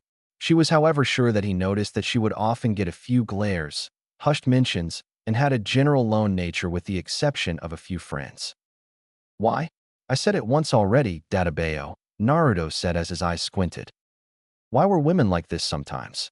His Jiji told him that it was answer that even the Shodai Hokage didn't even know. Apparently, he was quite afraid of his wife, who was an Uzumaki, and from what the Sandame told the blonde, she was very, very dangerous. Forget it, Gaki, she said as she walked with him now, and both remained silent. It was only a matter of time before one would speak. Any minute now, the silence would break. Both of them were energetic, loud, and stubborn. Anko believed she was more stubborn than him, and she would win. Unfortunately, the whiskered blonde teen's mind was elsewhere. Soon enough, they had both made it down to the ground and were walking towards their usual training spot. Okay, Gaki, Anko spoke a bit impatiently. The teen looked at her with a confused manner. I don't remember dissing on Dango today, Naruto thought as he feared for a kunai being aimed at his special place. That was apparently the golden rule with Anko. You never, ever place any food over Dango. I'm going to ask you straight. She spoke as her brown pupils locked onto his blue ones. Don't you see how some of the people glare at me? Don't you see how they talk about me, or you, when we're in the village together? I kinda did notice, Naruto said as he shrugged his shoulders. He was used to it. Well, not completely, but his day felt incomplete with the usual glare and hushed whispers of him, brat, and many other derogative terms. He did notice that Anko too received similar glares, lighter ones to be exact, but they were there. Frankly speaking, it wasn't his business, and a part of him did want to pry into it, but some things were better left unsaid. He had an idea of how she felt about the whole thing. That was exactly the reason why I didn't ask her or pressure her. Uzumaki Naruto never judged anyone for who they were. Okay, except Sasuke, but he was exceptionally gifted in the art of being an asshole. And I thought you'd be playing 20 questions about it now, Anko said with a bit of disappointment in her. She wasn't that close to the brat, but she had to admit that he was exceptionally cheerful and his attitude was one of a kind. That said, she was more or less getting used to interacting with the Jinchuriki of the QB more. The fact that he didn't seem to care about the similar slighted views she got made her feel a bit strange. Honestly, it's not my business to ask you about it. We all have matters we want to keep to ourselves. Naruto spoke with a shrug and then smiled a bit. His hand slowly rose and scratched the back of his head, an action he often did while speaking. Besides, it doesn't change anything. What do you mean? It's just what I meant, Databeo, The orange-wearing Jinin loudly proclaimed while throwing his arms up in frustration. Why couldn't she just drop the issue? Troublesome, indeed. How could he fix this? He needed to be smart about it. He needed to be careful, and, fuck it, he would say it just like he meant it. Releasing a sigh, he spoke as he looked her dead in the eye, and spoke with all the I mean that no matter what happens, or any of the villagers say, you're still going to be Anko-san to me. Naruto said as he said it like it was the most obvious thing to the world. As if by Kami's will, winds blew in the forest, and instead of creating a dramatic effect that one could hope for, dust flew in his eyes as he mentally cursed all that was not ramen and furiously rubbed his eyes. Had he stopped and registered the snake mistress' reaction, he would have seen a pink hue caressing her cheeks as her brown eyes widened, and heard the soft, hushed gasp escaped her throat. This was a new experience for Mitarashi Anko. She had friends, not many of them, but she did have them. This was the first time a person she barely knew giving her such an odd sense of comfort and acceptance that she didn't think was possible. As she watched him childishly curse the dust particles, she couldn't help but laugh at his actions and the thing he had just said to her. Now this was something the blonde registered as her small act of happiness made him feel bewildered.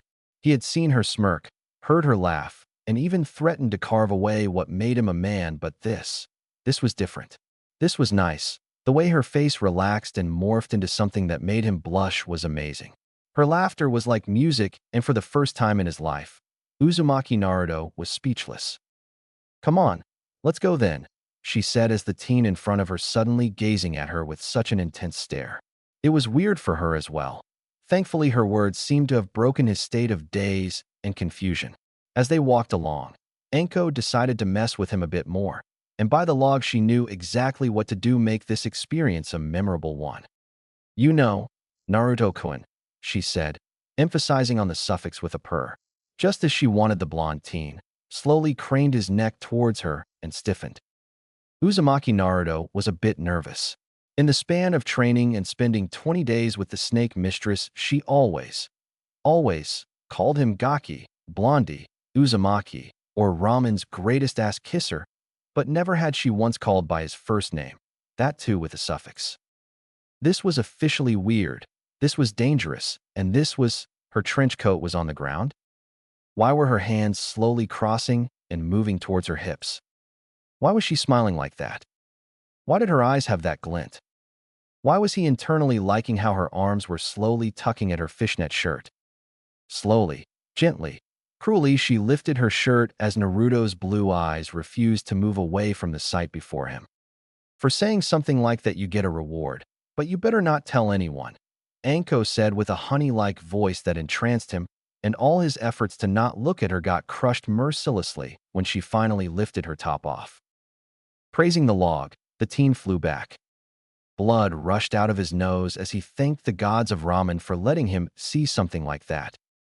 "This is unusual," Sarutobi Hiruzen said with an annoyed tone as he lighted his pipe.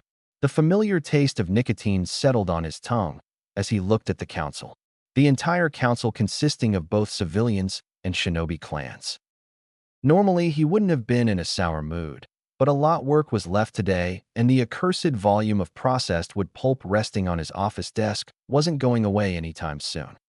He wanted to go home a bit early now and then, more so because his son, Asuma, had returned a few days ago. Their relationship was strained to say the best, and Sarutobi Hiruzen, not the Sandaime Hokage, felt that it was time he started mending that bridge. Hearing a cough, he saw Kawagami Uci was looking for permission to speak. Giving a slight nod, the man began to speak. "Hokage-sama, we requested for a meeting since it regards the future generation of Konoha's shinobi." Kawagami spoke, and one Yamanaka Inoichi almost chuckled at the man's words. A civilian trying to interfere in shinobi matters? The Mind Walker knew that the Sandaime himself must have been found this interesting. It was true. The Hokage seemed amused at the words Kawagami said, but for boredom's sake he let the man continue instead of cutting him off.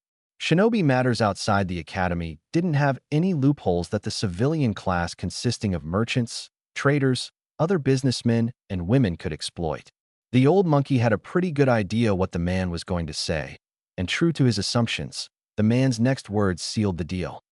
So it is with concern for the greater good we, the Civilian Council, respectfully request that the recession process of this current batch be brought to an end, Kawagami ended after making a lot of points. The representatives of the Civilian Council seemed to nod their heads at his words, and to them the idea seemed all right. Their children had been studying hard for years. Only to have their dreams of becoming a great shinobi taken away from them seemed cruel and inhumane. I see, the Sandaime Hokage said with a raised eyebrow. The man, Kawagami, had been talking for quite some time, and his old, trusted pipe served as proof as the final puff of smoke was exhaled. He looked at the clan heads and saw that they were not impressed. Not one bit. Personally speaking, he was quite tired of the meetings that the Civilian Council often held. If it weren't for the fact that Konoha still needed a year or two before they finally recovered from the debt caused by one very orange and large fox, then there wouldn't be a Civilian Council in the first place. His old friends, Koharu and Hamura, supporting them was something he found distasteful, and ever since the Uchiha massacre incident his relationship with them was kept to nothing more than strictly professional. Inazuka-san. The Sandaime spoke as he looked at the current clan head of the Inazuka clan. Inazuka Atsum was a hothead by nature, but was composed when not provoked, and judging by the nearly annoyed look she had, maybe it was best to let her loose on them. No pun intended. What do you think of that? Completely unnecessary. Some replied as her slitted eyes narrowed at Kawagami. She spoke, a tongue of steel forming sharpened words. The overall skills that most genin now have is pathetic compared to the ones from the previous generation. I remember 10-year-olds being more athletic than these kids, my own pup included. Just like he expected, some kept it short, crisp, and to the point. She didn't say anything wrong, and it was true. Unfortunately, the other half of the council didn't seem to agree with her opinion. Their only children, Inazuka-san, another member of the civilian side, spoke. Sakazaki Tenshi, one of the more prominent rich men in Konoha, looked at her with a flabbergasted expression. The reason why we agree to this is because we don't want another Uchiha Itachi to emerge. Uchiha Itachi was an exception. Yamanaka and Noichi spoke this time. The man looked at the Hokage and understood he was allowed to continue. Even by bizarre standards, Itachi was different from most shinobi. I've studied his file at least 100 times by now. He had PTSD before he was even admitted into the academy after witnessing a great battle in the Third Great War. The reason why we, the Shinobi Council, agreed to the mutual agreement for the academy was because this is peacetime. Wait, Kawagami spoke again this time. He looked at the Yamanaka head and continued. Yamanaka-san, are you suggesting that you would have agreed to let your daughter go out in the field when she was 10? Yes, Inoichi replied without a single hesitation. If things had gone smoothly without the Kyuubi's attack, the overall conflict-free period, and of course Uchiha Itachi's one-man genocide, then yes. I would have let her go and become a kunoichi. But she's a child. 10 is not an age for children to enter a shinobi's world, another member exclaimed. I was 9 when I graduated, the Sandaime said as everyone looked at him. Back then, if you didn't graduate at 9, you would be dropped out of the system. With all due respect, Hokage-sama, Sakazaki said, things were different back then. Our class graduating age was 9 too, and all of us finished at the same time, Akimichi Choza said as he looked at them. His mouth, apparently free of food at the moment, his mind, however, was not. He then sported a thoughtful expression before speaking again. Except Minato, of course. He graduated when he was 7. Troublesome blonde, a lazy Nara muttered very softly as his head rested against his fist. Yondaime-sama was exceptional. He was a special one and a prodigy in every sense. One of them said, praising the Yondaime. This man was none other than Ryokade Kunio, owner of a chain of supply stores in Konoha. The Hokage's attention was fixated on him, and the man idly wondered if he knew whose son he often overcharged on nearly every occasion. No, he wasn't. The voice of the usually quite Aburame Shibi made itself known as the civilians looked at him as if he spoke heresy.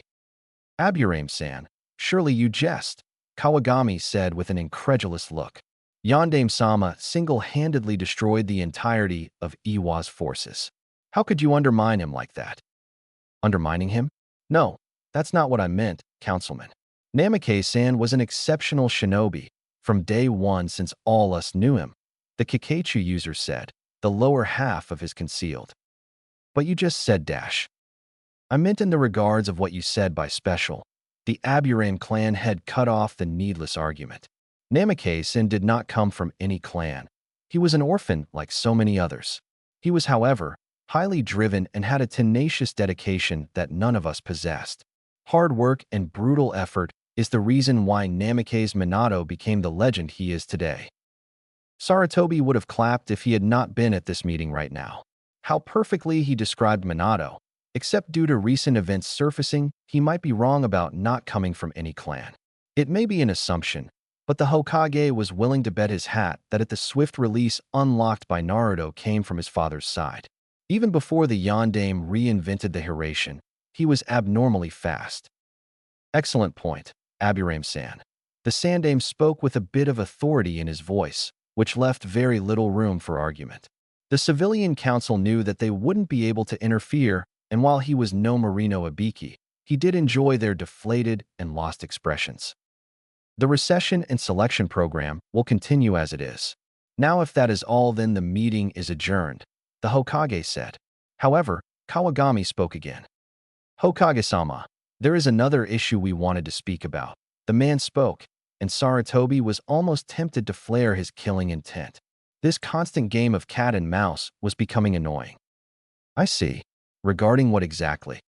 Uzumaki Naruto, the man said, and almost instantly every clan had looked at him, the Nara head opening both of his eyes as he observed the man. Kawagami continued, we heard reports of the boy roaming around with a leaf headband, and since he's a civilian masquerading as a shinobi, we demand he be punished dash. He's not a civilian anymore, Sarutobi spoke. His voice, almost icy right now. He should have seen this coming from the beginning. Pardon, Hokage-sama, I think I misheard you. Kawagami said once more with his eyes threatening to bulge out as the Hokage gave his reply. You didn't hear me wrong. Uzumaki Naruto is officially a genin, and as such he has to wear the Hitayate. Sarutobi spoke as he let the revelation sink in. It was something he kept from the general public because frankly it wasn't any of their damn business. But how? He failed the exams as he couldn't form the Bunshin. To become a shinobi, he needs to know the Academy 3. Sakazaki would have continued, but Inuzuka-sama's laughter didn't give him that space. Sorry, Hokage-sama. That was priceless. The Inuzuka clan had laughed a bit more, and soon after the Akimichi head started laughing, followed by other clan heads, and the Hokage himself was holding back his mirth. Is this funny? Kawagami said with a stupefied expression. That brat gets to become a genin, but civilian children, normal people will get drafted? Are you implying something, Kawagami-san? Nara Shikaku said as he stood up straight and looked at the man with a serious expression, something that was very rare and highly unusual for any Nara in general. Apologies, Nara-san, but I don't understand your question. Normal. The Jounin commander repeated the keyword the civilian representative used. You said that regarding the other graduates, yet you're singling out Uzumaki. Nara-san, surely you know what the boy is. Of course I do, the shadow manipulator replied, each word slowly becoming louder. Most unusual for a Nara indeed, and from the looks of it, he wasn't done as he started to speak once more. He's jailing a certain fox. A fox so powerful that it would have trampled the entire village if the Yondaime, who was a sealing master, hadn't sealed the beast into a boy, who to this day unknowingly holds the beast at bay. So yes, Kawagami-san, I know exactly what the boy is. A normal boy with horrible chakra control, like so many of the other normal people of this village. Once more Sarutobi Hiruzen was astounded today. It seems that the clans were finally taking the matters into their own hands. Now that Naruto was a shinobi, things would change for him, and from the looks of it Shikaku was already moving one of the pieces. 13 years ago, I made a rule. The Hokage spoke as everyone looked at him, the Nara's chilly words still affecting the civilian side. No one was to tell the boy about the burden he bore, the beast he held back. That the Yondaime wanted the child to be seen as a hero. Instead, he was treated like a pariah, avoided by elders and young ones alike. I tried every now and then to give the boy company I couldn't do to my role. However, I did not expect people to treat him like that, to overcharge him for the basest of needs and finally to outright deny his existence as a normal person. A sad affair. Sad and stupid. That will be all for this meeting. Next time someone decides to call for a meeting for baseless discussions, make sure to discuss it somewhere behind a dumpster, Saratobi said, and using a shunshin, disappeared from the room. Slowly, the civilian members left with annoyed and deflated looks. The shinobi side was leaving except the Ino Shikacho trio. Something wrong, Shika? Choza asked as he saw his friend still sitting and adopting his iconic look that reeked of sloth. Nothing, just annoyed. That little rant made me drained, he said as he looked up at the ceiling. You know, Inoichi spoke, a small smile tugging at his lips. If I didn't know any better, I'd say that was probably the most enthusiastic you've ever been at these meetings. Troublesome blonde, Shikako muttered as he saw said blonde chuckling in mirth. Troublesome blonde, Shikamura muttered as he saw said blonde gritting her teeth. Her platinum blue eyes stared at the lazy excuse of a human being whose current pace was slower than a dying snail's, his back facing her as his walk only ridiculed her pride further. She was not someone who would be treated like this. The clans Yamanaka, Nara, and Akimichi had been close allies traced all the way back to the era of the Warring States. When Kanehagakure was established, the trio were among the first 10 clans that joined. She, Yamanaka Ino, was not someone who needed her hand to be held. The fact that her father had been trying to make her eat more and gain a bit more weight came off as annoying. She had stated, with confidence, that she was better than half of the students that graduated. Her father, her daddy who she remembered spoiling her for nearly all her life, sighed at her behavior and for the first time was disappointed in her. Disappointed at her proclamation apparently, and the head of the I&T department had asked for a friendly spar between her and Shikamaru. Of course he wasn't there as he had to go to damned meeting. In her mind, it was frustrating that she would not be able to prove him wrong regarding her strength. Now she was grateful that he wasn't around. The girl who was so vehemently in love with Sasuke-kun had been beaten soundly by the lazy sloth of a human being. When her spar began, she had the upper hand and was making Shikamaru stay on the defensive at all times. Of course that all changed when Yoshino-san had appeared with a frying pan that the Nara matriarch carried with her, reasons unknown, and the lazy ass who barely ever showed interest in doing a task was re-energized. Shikamaru, while staying on the defensive, didn't let Ino use her clan's secret technique.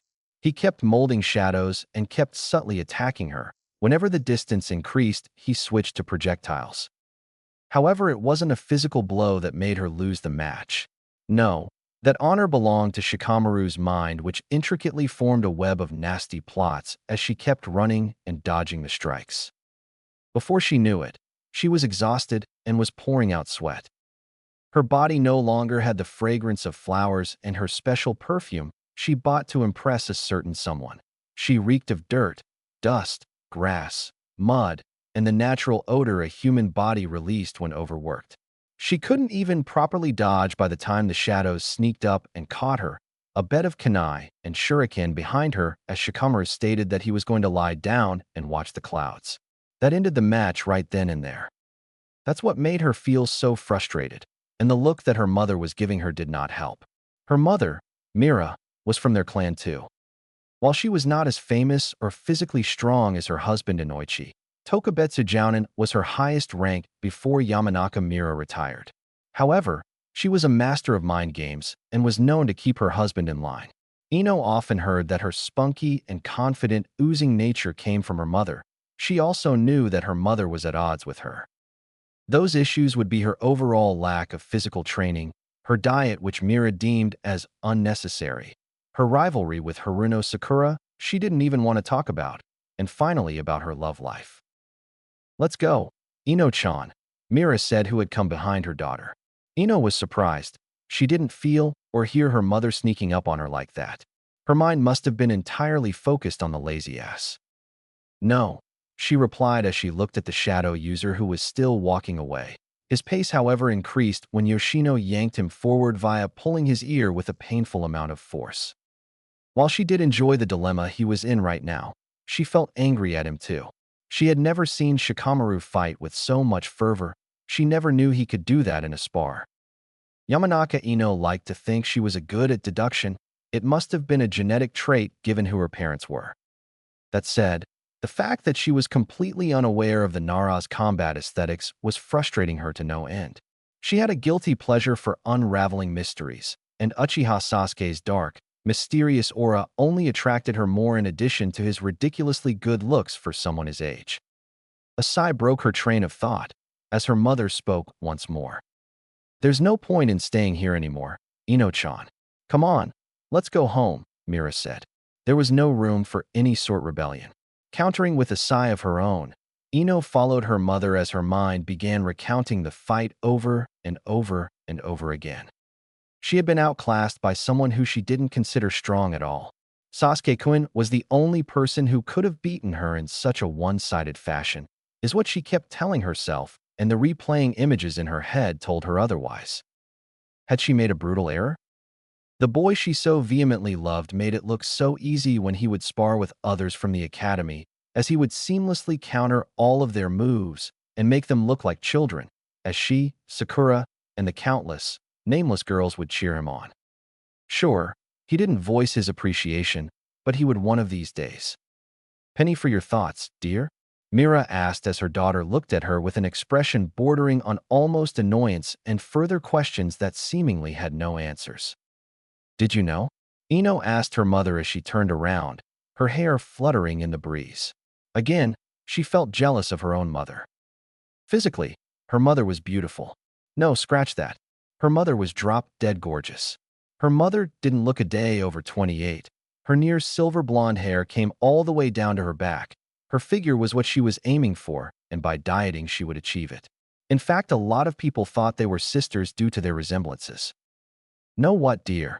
Mira asked, a small smile tugging at her lips. "Oh, she was playing that game." "You knew?" Ino almost hissed. Her own mother knew that she would lose against Shikamaru and didn't help her in preparing. This was treason, betrayal of the highest order, and something she voiced. "You set me up to fail, didn't you?" Along with Tuchan. "Set you up to fail? What parent would want that for their child?" Mira retorted, and the small smile disappeared as she looked at her daughter, lips pressed, and walking with an air of indifference with her. Ino was about to speak again, but it seemed her mother had more to say. "Didn't you say that you could beat Shikamaru with minimal effort?" Mira asked, using the exact same words that Ino had used whilst predicting the outcome of their match. "When you so confidently said it, I thought you knew all about his abilities. Clearly, your father and I were wrong. That wouldn't have happened if he didn't use cheap methods. If he let me use the shin dash." "Let you?" Mira said with a surprised tone, cutting off Ino. "Let you use your jutsu to control his actions? To let you win the match? To let you walk away with a clean and one-sided victory?" Yamanaka Ino, for the first time in her life, had no retort to such a response. How could she? Her mother had broken down whatever argument she was going to build up. Long before they knew it, they were back in the Yamanaka flower shop, and her mother was busy setting up the shop. Ino stood still in the center of the room as she watched her mother, working as if nothing had happened. Was she overreacting? Maybe. Okay, it was more than a maybe. But this was Shikamaru she had lost to, and her mother's limited verbal lashing was not helping. "Ka-chan." Ino spoke, and her mother stopped watering the lilies who were craving for more. "I get that you're angry at me for not being as strong as I thought I am, dash." "That's the problem, Ino-chan," Mira said as she put the watering can down on the desk, making a bit of a thud noise. "It seems like you still don't get it." "Get what?" Ino asked, obviously confused by her mother's statement. "You know, the girl I raised was much smarter than the academy graduate in front of me," Mira said with the smallest of bit of disappointment in her voice, something Ino caught on to immediately. It made her flinch, yet the blonde teen hit it well. No, she wouldn't appear to be weak. She was not weak. "You always said that you were better than most of the graduates, and you quite clearly told me that barring the Uchiha no one could beat you from your class," Mira said without a hint of amusement or teasing. Her mother used to tease her about the Uchiha when she was younger, something she stopped for 2 years now. "Well, it's true. If Shikamaru fought fairly dash," Ino tried to continue, but her mother was apparently not holding back. Fairly? Ino-chan, shinobi don't fight fairly. They never do. And if you're going to be a kunoichi, then you'll probably face something worse than death, Mira said, and her daughter unconsciously gulped. Ino knew what her mother was talking about. The constant talks of how recently kunoichi were being caught and treated as sex slaves. She despised the action and would prove she was different, but her mother clearly didn't think that way. I know. It's just I didn't expect Shikamaru of all people to fight like that, Ino said in a weak tone, and her mother sighed softly at her words. She didn't dare to go closer. She was disappointed. She had let her mother, her father, but most of all she let herself down. That just goes to show that nearly anyone in your class could beat you, Mira said, and this triggered something in Ino. Okay, that was bullshit. Ka-chan, I love you, and I may have lost, but no, Ino said with a stern voice, confidence once more taking its rightful place. Not everyone can beat me. Maybe Sasuke-kun and Shikamaru, but none of the rest. Okay, what about Choji? Mira asked, and before Ino could point out why exactly she would win, her mother raised her hand. Once he becomes angry after you call him fat. That was different. Choji did not like being called fat. He once crushed a Chunin by sitting on him. The entire weight of the Akimichi air focused on the man's spine. It was a cruel action. Moving on. What about the Inuzuka boy? From what you've told me, the only one he has never won against was the Uchiha boy. That counts for something, right? Mira said, and once more Ino could not deny the logic in her words. The same can be said for the Aburame heir too. Their clan rarely uses taijutsu. They rely on their Kakechu to do their work for them, Mira said, and Ino groaned as she remembered the bugs that constantly buzzed around the creepy dude who hid his face. She did not want to fight against him. Gross. Then she remembered something. What about Hinata? I've beaten her several times before, Ino said as she remembered how the Hyuga heiress would often forfeit the matches against her. Oh yes, I forgot about her. Hitomi's daughter, Mira said with a sad look in her eyes before she smiled. Ino had no doubts that her mother was thinking about Hinata's dead parent.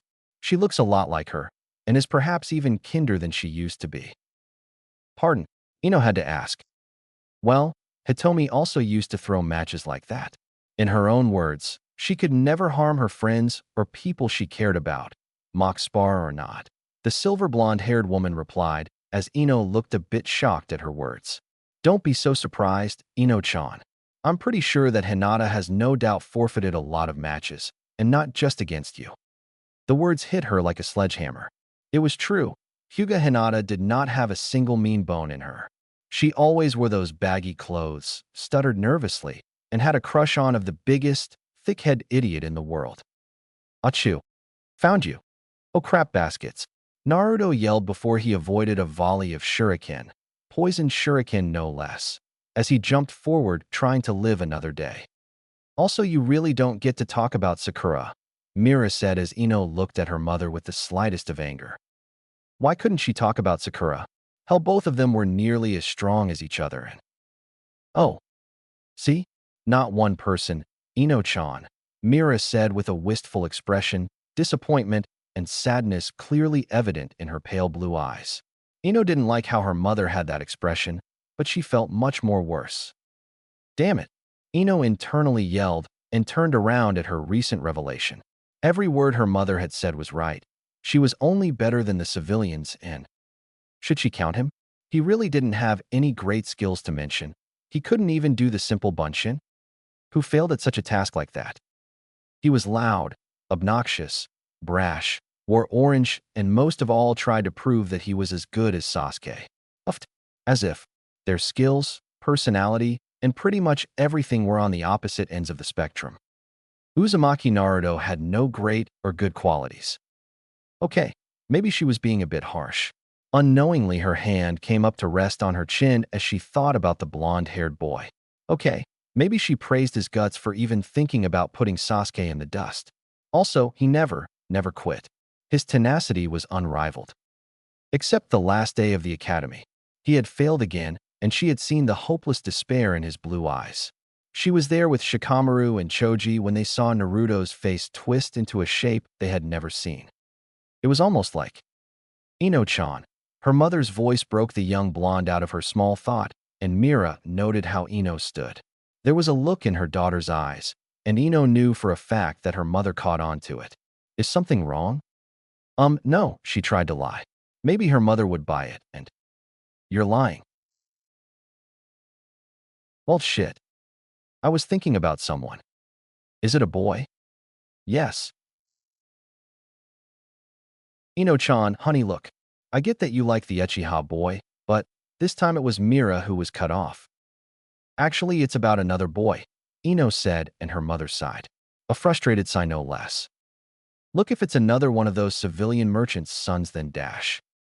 No, it was about that Naruto baka. Ino said a bit too loudly, and far too quickly. Damn it. Stupid Naruto, making her speak loudly cause he looked depressed on the last day. However, the look on her mother's face distracted her more. Oh, Yamanaka Mira said as she lifted her index finger to tap her lips. I haven't seen him in a while. Haven't seen him? Wait, you met him? Ino asked, a bit surprised at this discovery. A couple of times. He actually buys flowers from us sometimes. Though he always comes in once a month, the Yamanaka matriarch said as she adopted an even more thoughtful expression on her face. Okay, this was officially getting weird for Ino. Her mother apparently knew Naruto of all people, and was concerned about him not showing up. But an even larger issue was that Naruto bought flowers. Was this Narnia? Ka-chan, this is Naruto we're talking about. Why would he buy flowers? Ino said with a bit of huff. Damn blonde always annoyed her. Okay, maybe not her, but she was glad that he had a crush on Sakura. Every day he would ask her out, and the result was the same as usual. A loud scream of Naruto baka followed by one punch from Sakura. Still, she had to hand it to him. After asking out forehead that many times, he didn't give up. Actually, he's been buying flowers ever since he was 9. It was right after the Uchiha incident, Mira said, and stopped for a moment as her eyes widened. Ino caught this and decided not ask about whatever it was regarding the Uchiha issue. That was part of the reason why her fascination for Sasuke increased. The poor boy must have been broken, and she wanted to comfort him. Then one day, at this, Ino blushed. Maybe they would get married.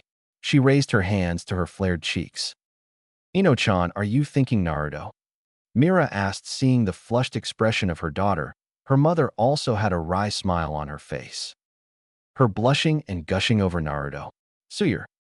Yeah, right.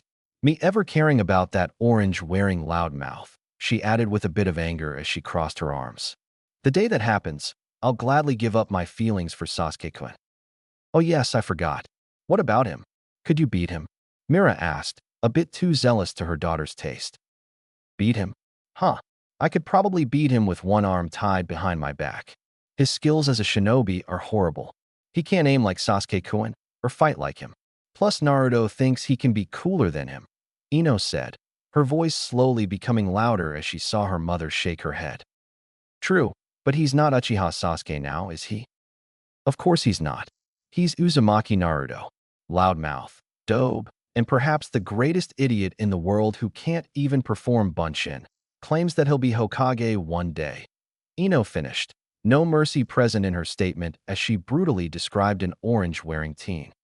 Uzumaki Naruto couldn't do the normal Bunshin? Well, her mother spoke and Ino nodded her head.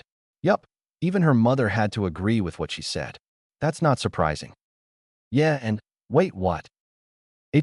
What do you mean, Ino-chan? No. What you mean by that's not surprising? Ino asked as her mother adopted a thinking pose before speaking. Well, when we were kids at the academy, there was this one girl who was a bit like Naruto. She also couldn't perform the Bunshin and failed at it every time. Always making a dead, washed-out excuse of a clone, Mira said, and her daughter giggled at her mother's words. Yup, that's pretty much the same with Naruto. Who was this classmate of yours? A civilian? Ino asked, mildly interested in seeing the person.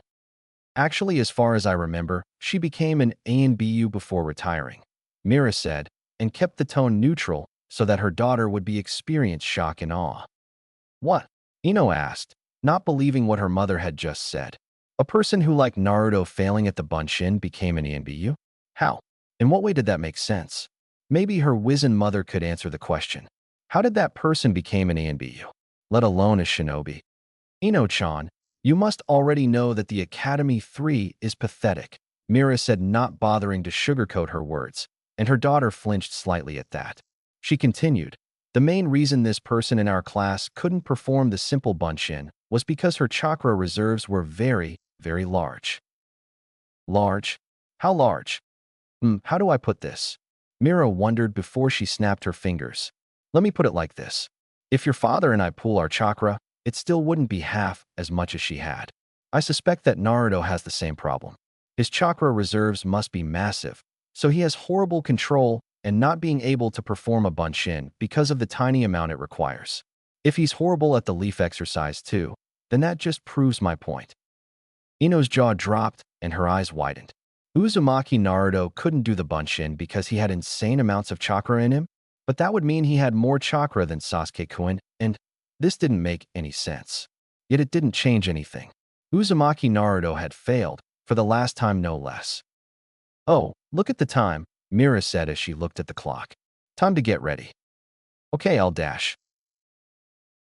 No, you won't, Mira said, surprising her daughter. This time her mother had a serious expression on her face. Today's match with Shikamaru showed how much you've been slacking off, Ino-chan. I wasn't slacking off, I was dash. I don't want to hear it, young lady. If you're going to be a kunoichi, then you'll be a proper one, Mira said in a tone that made Ino fume a bit. But Ka-chan, I dash. Look, Ino-chan, Mira said with a much more tired expression this time. The only reason why we didn't pressure you all throughout your academy years was because honestly we wanted you to enjoy your childhood. This era of peace that you kids got was very rare compared to what we had. We grew up during the time of the Second War and fought in the Third. I pray to Kami that there will never be a fourth. Ino had feel a little guilty at her mother's words. It was true, they never really pressured her into anything. She chose to become a kunoichi in the footsteps of her parents and live up to the Yamanaka clan's name, while becoming head one day. However, you have a Hitaiate now. You're not a child anymore, and believe me when I tell you you're not ready for the world outside. Mira said in a grave tone, and Ino said nothing. She merely stood, listening to the words her mother said. Being a shinobi, a kunoichi, is no small matter, and simply daydreaming that a prince in brooding armor will come to save you is nothing less than pathetic. That hurt. Those words hurt her as she felt her chest constricting. Her mother was calling her dream, her passion pathetic. Being a teenage girl, she made the only decision that felt rational to her in the heat of the moment. She ran, her mother's yell resonating behind her. Ino bit her lower lip and held back the tears that were threatening to form at her eyes. She was not pathetic, damn it. She was Yamanaka Ino, daughter of Inoichi and Mira. She was a kunoichi, and she would prove her parents wrong. But how? Then an idea clicked in her mind as she raced over to the academy. She knew it was closed because apparently there was some work going over determining the amount of students. The issue was regarding an influx of graduates if she didn't hear it wrong. Just like she wished, it was empty and there stood a tall towering tree. While not towering per se, but for someone of her height, it was pretty tall, and to be honest, it was much more taller than most of the trees here. Apparently the Shodame planted it here when he… Ino thought as she cringed. I'm remembering one of Irika-sensei's lessons. I really am hopeless. Moving forward and focusing her attention on the tree, she had seen her parents often walking on the wall, and remembers them telling her it was a chakra control exercise that Genin learned nowadays after they joined their teams. Surface clinging, or rather wall walking. In this case it was tree walking. What she did a few moments back was no doubt childish, and very fangirlish. Yeah, the Yamanaka heiress was not proud, but she was stubborn and would prove her parents wrong. She would prove them wrong, by climbing the entire tree using nothing but her feet. Oh Ramen, what would I do without you? Naruto said loudly as he walked by himself. 6 bowls of miso ramen. He was allowed to go an extra bowl up today because Anko thought he deserved a treat. Oh boy, that woman was driving him crazy. Crazier, if that was even possible. Still he had to admit that not only was she beautiful, but had a body that made his mind go numb. The fact that she teased him with a kiss on the cheek, saying that there would be more in the future if he improved, only made him shiver more. Unknowingly he giggled a bit. Then he slapped himself. He was not a pervert. Nope. He was not a pervert. He was not a Shut up, you closeted pervert. The fox inside his mind spoke, and the blonde lost his bearings. His mood soured at the words his prisoner said. Yeah, that sounded good. His prisoner. His captive. His bick. I highly suggest you don't finish that word, Ninjin. Otherwise, becoming the Hokage will become the least of your worries. Ah, I love you too, Naruto thought and heard the kitsune snarl at the words. Ah yes, this was a new thing the warden and the prisoner started. Simply put, they would insult each other. It wasn't a game, and Naruto wouldn't have done it if the fox didn't start it. He was innocent. Innocent. Yes, and I'm a plushy toy. The QB spoke, sarcasm lacing his words. Wait, how do you know what a plushy toy is? Naruto asked curiously. Go fuck yourself, asked Clown. And they call me childish, Naruto said a bit out loud as people stared at him with a confused stare. While some of them glared at him, and right now he didn't feel like taking shit from them. So he looked at them before putting on an annoyed expression on his face and speaking in a cold, badass as he called it, voice. Are you looking at me? They said nothing but continued to stare at him, this time with a little bit of worry. Time to capitalize. Huh? What? I got something on my face, Databeo? Naruto asked, his volume growing louder and him taking a step forward. They stepped back. This was fun. Well, he asked bit too loudly, and before long they looked away. One of them was going to say something, but Naruto promptly flipped him the bird. Man, I've been hanging out with Anko-chan too much, Naruto thought in his mind. Apparently, he was to call her Anko-chan now as she insisted on it. If he didn't, he'd lose his manhood, which would fed to her snakes. He liked his penis where it was thank you very much. Before long, he stood in front of the academy and looked at the building. It was a tough and biased time there, but he was glad that this phase of his life was over. He'd missed the academy, well, not that much, but in a way he would. Except Irika-sensei's arduously long and boring lectures. Oh, Kami. Even now he shook in fear. His mind screamed like a girl at times when the lectures would seemingly last forever. In fact, he could hear the girlish scream. Too loudly. QB, are you screaming like a girl? Why the fuck would I do that, you idiot? Well, where's that scream coming from? From outside, you intellectually inferior lowlife. Oh boy. Snapping his head at the origin of the scream, he saw something purple falling out of his hangout tree. It was a person, and without a second thought he ran. If he wasn't fast enough, that person would fall and hit the ground pretty hard. Putting his good training to use, he molded the chakra inside him and it spread like adrenaline in his body. His eyes sharpened as everything around him became a tad bit slower, his eyes wandering and observing everything around him. Jin-tun, Shoki Basudo, swift release, initial burst, Naruto muttered as he felt the rush in his body escalate. This was the most basic technique in the scroll his GG had given him, the first technique any Jin-tun user needed to know. The same move he had instinctually pulled off against Mizuki and his partner in crime. Only this time, it was a calculated step. Oh, how proud he felt. Moving at high speeds that only seemed like a yellow blur to the general populace, the Jinchuriki moved at high speeds and took 4 steps on the bark of the tree before jumping into the air. His target was close, and he caught the person who was falling. He was pretty glad it was a girl. He saved it would have been severely weird to catch a dude in a bridal carry. Now that he noticed it, the girl in his arms was cute. She had pale blonde hair, not as awesome as sun-kissed hair with red streaks, but it was pretty cute. He liked it when girls had long hair, suited them well, and then when her blue eyes opened to look at him, he realized who it was. Oh, he said almost disappointed, it's you. Yamanaka Ino was not sure how she felt about this. She had somehow managed to get up to the top of the tree. No, not entirely by walking up. She had climbed up and tied a rope to one of the higher branches, just in case she fell. Being prepared was a good thing. However, walking down the tree was much more harder than getting up. She managed to get a few steps before she would fail at the task. Honestly, it was tiring too. In fact, when she thought about it, it was a stupid decision. She was already exhausted from her fight with Sloth Incarnate, and tree walking was not a good idea. As if karma had been personally listening to her, her rope tore under the pressure and she fell. Her body achieved terminal velocity and she would plummet down to be hurt, badly.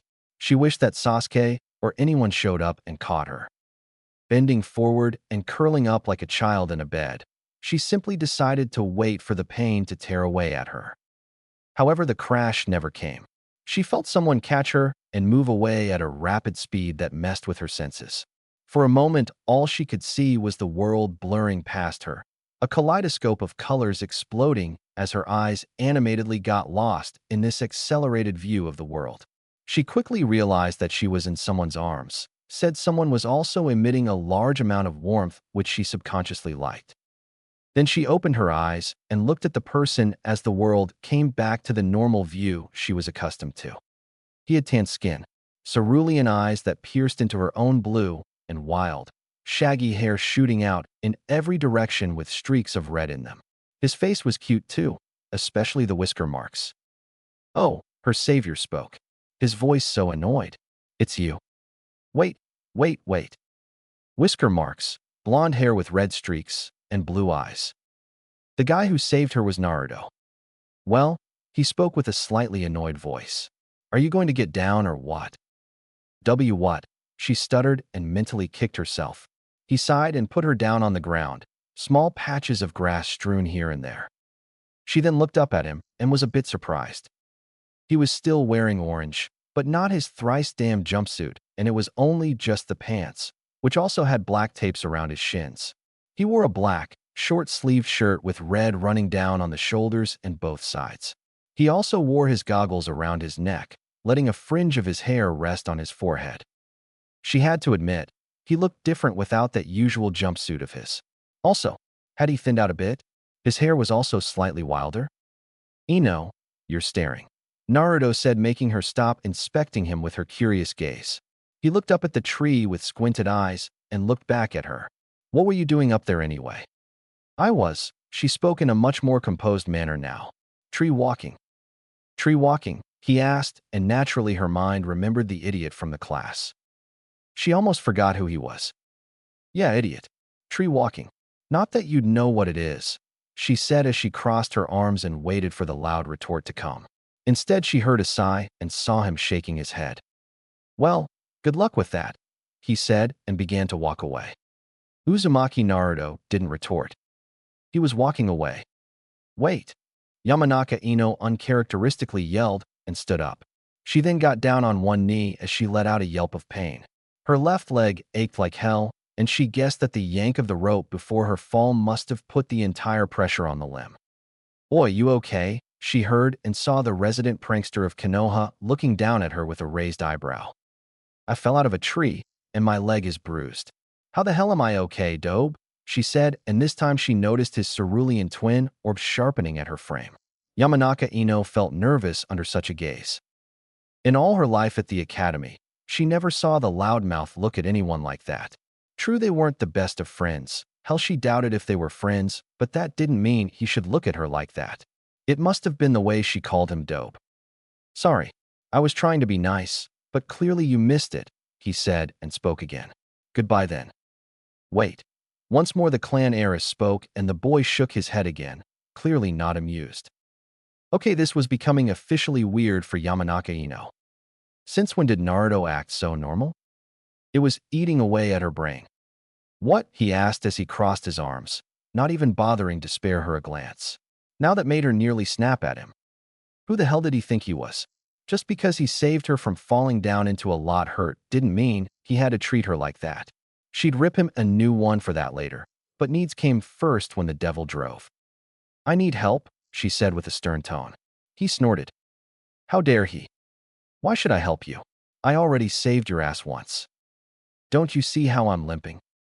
"I still don't see how that's my concern, Databeo." "Damn it, you idiot. You're going to leave a maiden like this." "Maiden?" he asked with an amused tone. "Sure. I can't believe someone like you actually buys flowers from our shop." Ino almost hissed out at the way the blonde was treating her. No boy ever treated her like she was normal. Boys would mostly swoon at her. However, Uzumaki Naruto did not. Perhaps he was too stupid to function sexually. Yeah, that explained it. No, he had a pervy jutsu that proved otherwise.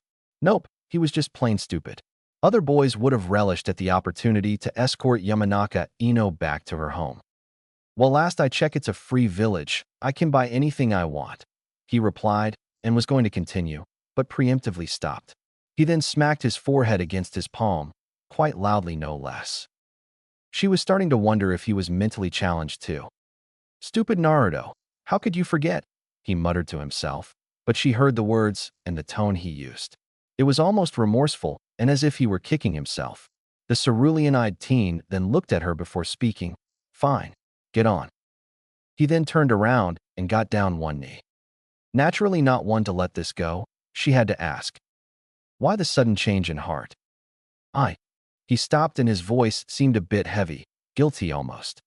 I need to buy some flowers. Oh really, for what? She asked with a confident smirk on her face. I need to go to the cemetery. Haven't been there in a while, he replied, and this caught her by surprise. This was something not expected from Uzumaki Naruto. She wasn't sure how to reply to something like that. Still, who is it for? She asked with a much lighter tone. As if appreciating her gesture, she saw his shoulders slacken a bit. Someone who used to care about me, was all he said and motioned for her to get on. Not pressing the issue further, she put her hand on his shoulders and almost gasped. Almost. Uzumaki Naruto had very, very broad shoulders for someone his age. How come she hadn't noticed before? Oh right, the jumpsuit. Dismissing the thought, she got up on his back and fragrance of fresh leaves hit her like a storm. Wrapping her arms around his neck, she breathed in the dew and relished in the warmth he was emitting. It was so peaceful, so nice. She felt him shake a bit and realized why as her cheeks reddened. Her chest was pressed against his back, and like any natural teen, both of them felt a bit awkward about this. Right, he said with a cough and got up. Unconsciously, she tightened her grip around his neck. His calloused hands slowly reached for her legs, and instead of tracing his hand across her smooth legs, even under the guise of an excuse, he rather held her heels. They said nothing as they walked along the road, earning the glances of many a person. For Yamanaka Ino, this was a strange experience.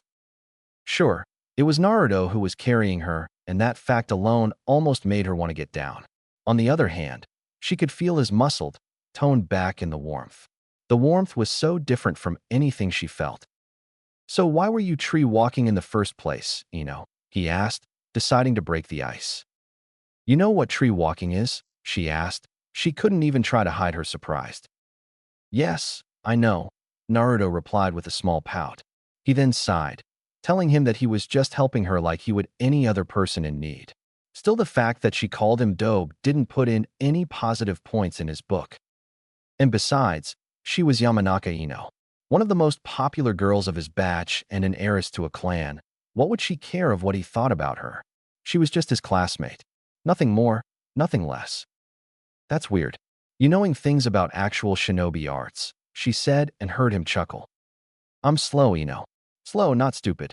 Though you and Sakura seemed to think otherwise. Naruto stopped himself from adding the suffix to the pink-haired girl's name, something that he would need to get used to at one point. Wait, not Sakura-chan? She asked incredulously. This was different. She was definitely in Narnia. Things change, Ino. People change too, he said and then stopped. His head looked up at the Hokage monument. His eyes focused on the fourth Hokage. Sure, he now had a bone to pick with the guy, but at the very least it showed that the yellow flash trusted him enough to make him the jailer of the most powerful Bijou. Uzumaki Naruto would become Hokage, or he'd die trying. Ino, curious about his sudden stop, raised her face and saw he was intensely looking at the Hokage monument. She rested her face on his shoulders, and for the first time, she let out a small gasp. His face looked so different when he was serious. Almost like Ino-chan. She heard her mother's voice and looked at the direction from where it came. Oh, she was standing outside their flower shop. The trip ended quicker than she thought. Well, that was a bummer. Wait, what? Ka-chan, Ino said, looking a bit downtrodden. Her mother was right. She was Path. Wait, Ka-chan. Both Yamanaka females looked at the ramen-loving teen as he had a surprised expression on his face. Disbelief entered his mind as he looked at Ino's face on his shoulder and the woman before him. He sort of knew the woman. He used to buy flowers for his own little pots at home, But more importantly, he used to buy white lilies from that silver blonde-haired woman to lay it on his Miko Oba-chan's headstone.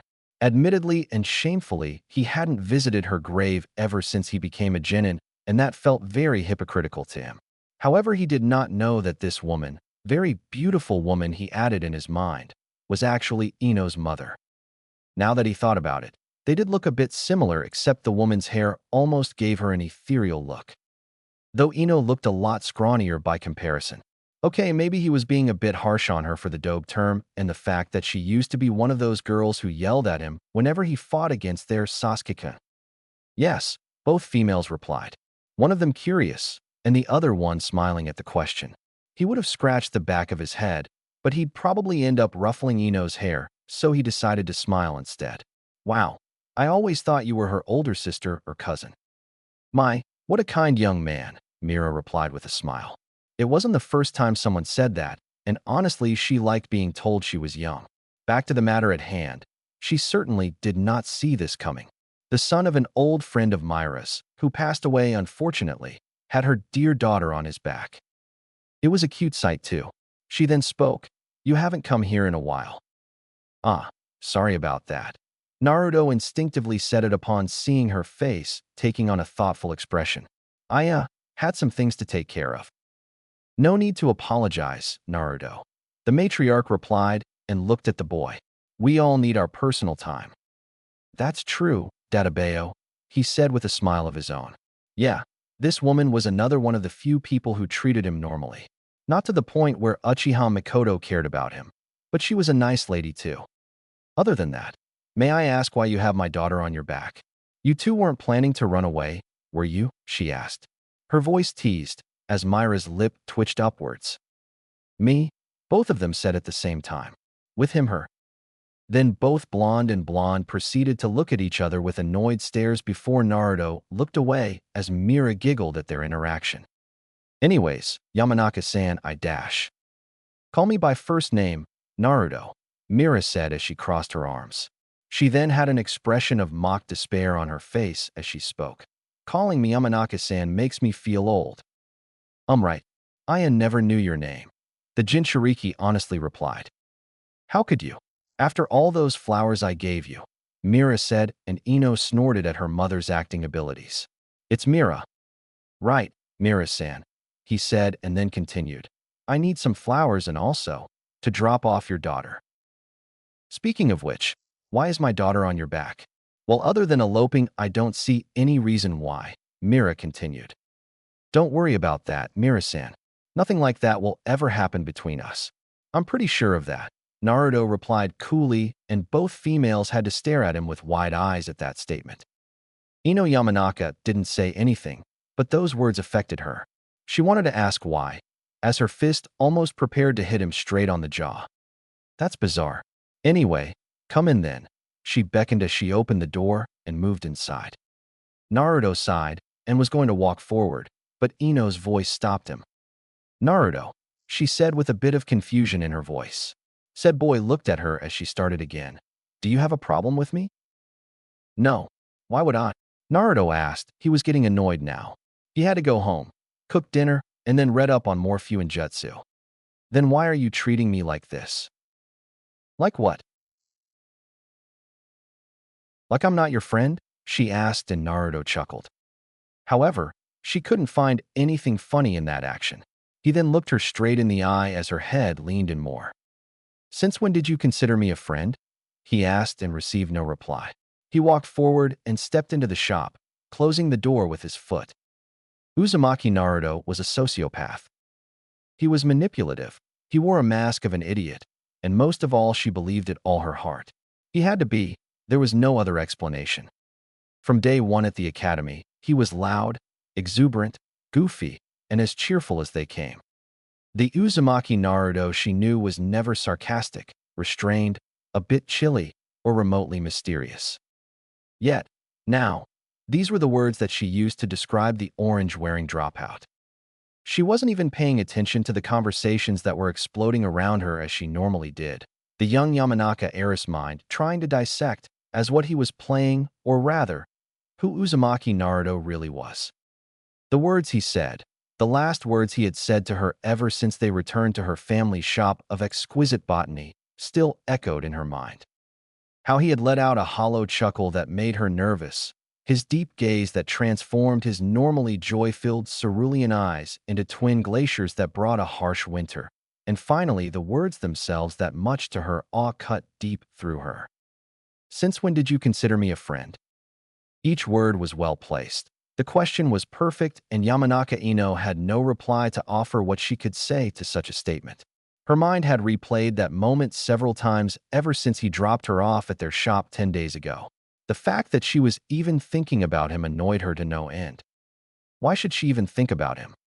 What made him special? Nothing. There was nothing interesting about him. Then she mentally slapped her forehead as she remembered trying to follow him after he bought white lilies from her mother. Mira was more than happy to pick out the best flowers personally, and the sad, tiny smile flashing across his face made her become so heavily interested in him. He had said that he was due to visit the cemetery. Bless all those who rested there.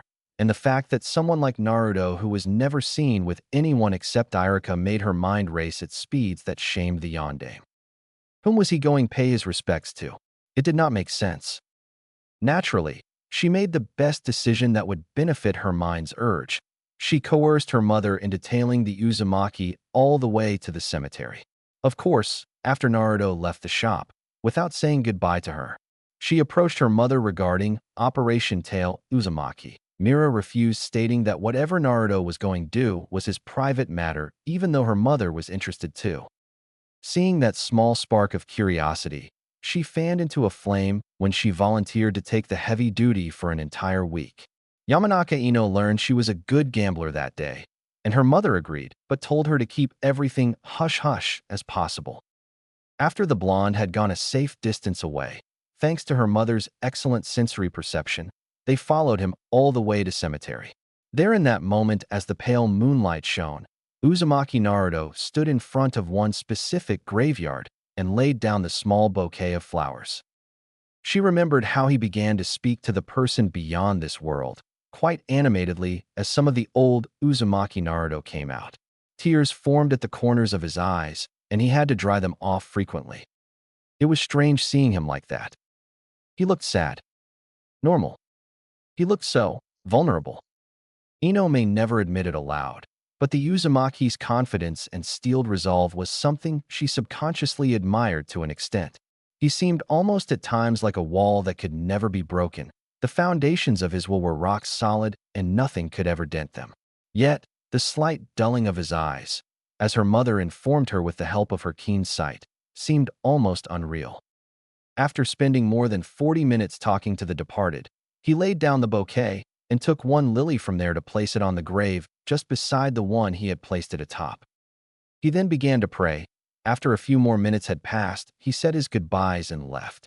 After the mother and daughter duo were sure he left, they went to find out exactly who it was that was so precious to the loudmouth who made him look so vulnerable. The carving on the gravestone shocked the fellow females to a great degree, as they tried to rid their suspension of disbelief, and her mother even went so far as to check if they were under the effects of a jinjutsu. They were not. She read the name on the gravestone of the person on which the flowers rested, gently giving it an aroma as their fragrance richened the aura. Uchiha Mikoto, the wife of the former clan head, killed in the massacre of the Uchiha clan. Her Sasuke-kun's mother, and apparently someone who was very close to Uzumaki Naruto. It felt so unreal to her as she decided to make one conclusion after another, each successive reason making less sense than the previous hypothesis. In fact, it was insane as she concluded. When she tried to pressure her mother to get some intel regarding this discovery, Mira told her to drop the issue. Her mother stated that they had barged in on his personal life enough, and they should not continue this further. That was the reason why she couldn't get her mind out of the whole damned affair. When Ino was interested in something, she wanted to find anything and everything about it. Saying that she determined to find out about her targets would be an understatement. Take her Sasuke-kun for example. Finding out information regarding her one true love was not easy. The brooding, handsome teen rarely talked to people and would sometimes walk as an air of mystery, intrigue, Overall coolness washed over him. That only added more points for the last Uchiha in her books. Sometimes she and a few other girls would sneak up ever so carefully to see what he had for lunch. Finding out that omusubai with okaka and tomatoes was not easy, one of the most laborious tasks she had ever undertaken, and made bento for him. Sure, he refused most of the times. Okay every time, but like she stated before, she was determined and he was bound to accept it one day. That said, finding out information about the blonde was even more difficult. After somehow finding out where he lived, the most rundown area in the whole village, she did not go further. It was weird, smelly, and frankly irked her. Therefore, she tried to follow him. But the Uzumaki somehow always managed to give her the slip and somehow get away excessively fast for her liking. She was sure that he did not sense her. After all, if he didn't have control to make a simple clone, how could he mold chakra to sense people around him? Then he would go to Ichiraku's to have his ramen, and she shuddered to follow him. Hell, she almost ran into Hinata once or twice as she kept her routine watch of stalking one Uzumaki Naruto. Contrary to what the rumors said, Uzumaki Naruto did not have 73 bowls of ramen in one go. It seemed that the rumor was grossly overhyped as she saw him finish around 5 bowls of varying flavors before he would get out and disappear. Again. Hey pig. A voice reached her ears as the platinum blonde's blue eyes gazed into sparkling emerald ones. Her rival's pink hair, long and soft and luscious, acting like a beacon of something ridiculous she could say, but that honor belonged to her larger than the Hokage rock forehead. God, that forehead was wide and naturally. Ino could not let the insult right now stride. What forehead? She asked as her eyes leveled a glare. Something Haruno Sakura happily returned with her own poisonous stare. Then the pinkette crossed her arms as she spoke. You're being awfully quiet, she said as her eyes squinted, trying to find out what was inside her mind. Yeah, as if that would work. She was a Yamanaka. Mind games ran in her blood. So what if I am? Even talking to you takes away my stamina.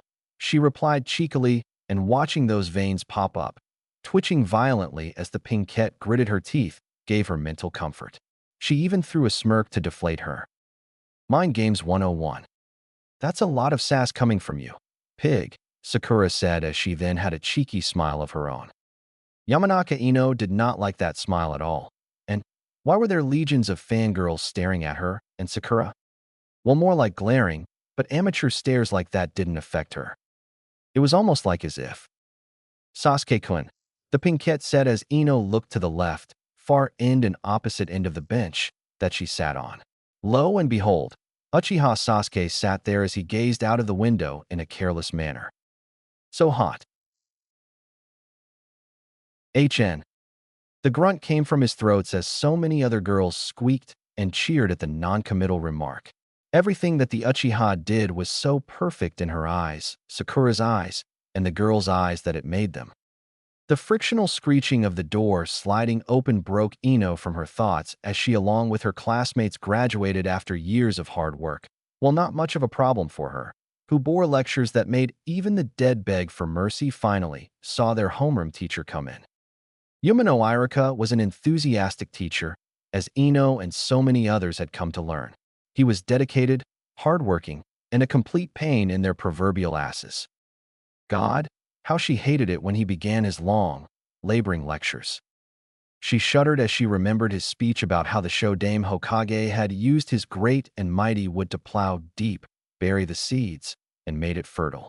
The man was nice, but he was naive, and that speech along with how the Nidaime would make his enemies wet, how the Sandaime would insert his long staff into their bodies and last, but not least how the Yondaime had flashed to 1,000 IWA shinobi. Hence, she bestowed the title of Innuendo Irika upon him, and forever he shall carry that torch of general idiocy with him, as she may or may not have mentioned about it to certain group that diffused the news to the rest of the class. Ah, I see all of you are here, the scarred Chunin began. Now normally Yamanaka Ino would have tuned out at this point, however something about him seemed odd. 1. Irika-sensei never wasted his time, and the way his eyes were searching for something or someone did not make sense. 2. The man had bandaged around his chin. One of his arms were draped in gauze. Damn my intellectually superior and keen mind. Yamanaka Ino thought as she cursed herself for making large deals out of almost everything, and she blamed it all on none other than Uzumaki Naruto. This habit of her had decreased, so she could deal on more important matters like how to impress Sasuke and outdo Sakura.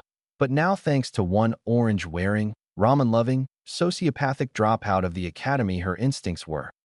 The white, wooden door once more slid to the side as another person joined their fray. Upon this person's arrival, every pair of eyes widened to sizes that were normally impossible. This included her too.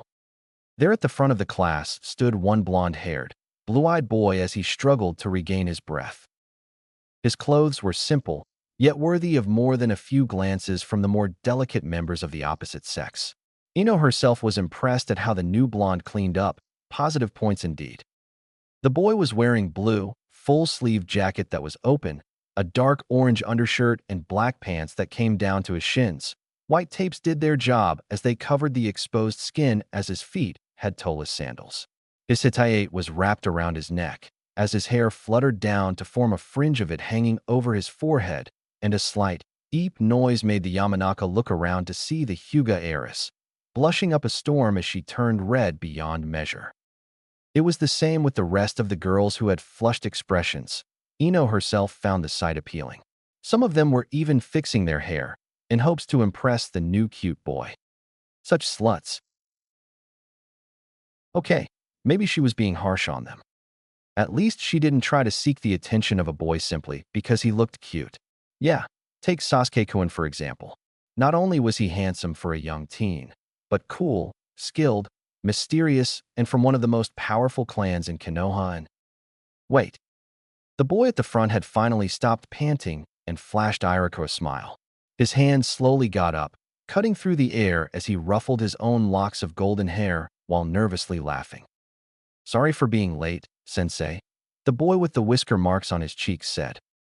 Whiskers, blonde hair with occasional red streaks, blue eyes. I had a rough day, Databeo.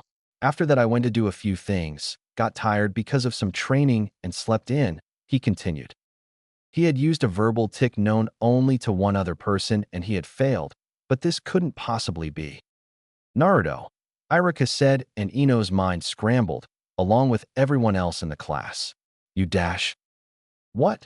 A yell broke out and everyone's attention switched to the standing, surprised frame of Inazuka Kiba, who pointed at Naruto with an extended finger, his nail sharpened. A wave of disbelief washed over them all, as Uzumaki Naruto sighed. She could already tell that today was going to be a long day. Uzumaki Naruto was awesome. Yes, he was. He knew that, Gigi knew that, the Ichirakas knew that, Irika-sensei definitely knew that, and the Yondaime knew that before anyone else. The Yellow Flash had after all chosen him to be the warden of the Kyuubi, and only a person with the right amount of skills and power could do that. His training and almost unreal improvement in month under the Snake Mistress only testified to that statement, as her comments of his spamming clone after clone to abuse the hell out of that jutsu only confirmed it. She even mentioned that the Nidaime Hokage must have been crying in the afterlife upon seeing his baby being slaughtered like that. Well, it sucked to be the white-haired guy. Regardless, Uzumaki Naruto was prepared to shake the world and let loose a storm of pure, unadulterated badassery that would make him a legend. He would go out in the battlefield, becoming a feared shinobi only rivaled by the previous Hokage. Hell, they'd come back to the realm of the living just to proclaim him as the greatest of all time. Such would be the mark he would leave behind. Yes, that is what he thought before going to sleep. Now he was not the brightest mind, he knew that. So, excitedly staying up to get even more training was probably not his best idea, and one that made him sleep a bit too much. As per the expected result, he woke up to see that he was late enough that the team placements would be done without him arriving there in time. What if Irika-sensei made him do chores again? Damn it, he couldn't look that bad on the first day as a genin. What would Oba-chan say? The thought of that woman who sorta acted like a mother figure when he was younger made him nerves calm. Ever since visiting her grave and pouring out his heart about how he would finally become a genin made him feel lighter. An invisible burden was lifted off his shoulders.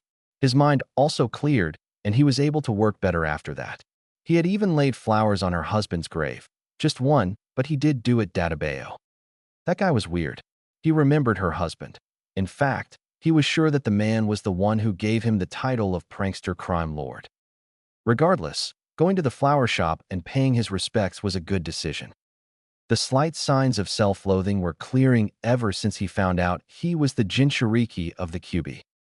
It was amazing how a person who was no longer here in the world continued to provide him emotional comfort like that. Bonds were truly something he cherished, and the few people he had acquainted with him, yes, even Anko-chan, were that precious to him. He would sooner give up his own life than let anything happen to them. He had even said this out loud in front of her, and oh boy, did he get smothered in her chest. He complained even less now, mostly because he liked and she was starting to notice that he did not become a stuttering mess as he used to. So she started to drill him in other areas of his training along with other areas that described him, drilling into her. God, she was one hell of a woman who made his thinking power go out. That said, the training session with her yesterday had drained him out already before he decided to be a smartass about it. Uzumaki Naruto ran as if the hounds of hell were on his trail as he sped past the general populace, shrugging off their glares and the pointless whispers. Maybe he ought to stop and show them how a scroll could hold a kunai without actually becoming one. He'd prove them all wrong one day. Thanks to the weight training, his speed had gone up without using his Jinton, and by the log, he was still wearing them casually. Whizzing past good old Suzum-sensei who yelled at him for making her drop her paperwork, he laughed before stopping his pace. He nearly fell too. Still catching his breath, slid the door open to see Irika-sensei, and by the looks of it, they were going to get another lecture. Now, while Naruto looks up at the man like an unofficial older brother, he hated his speeches.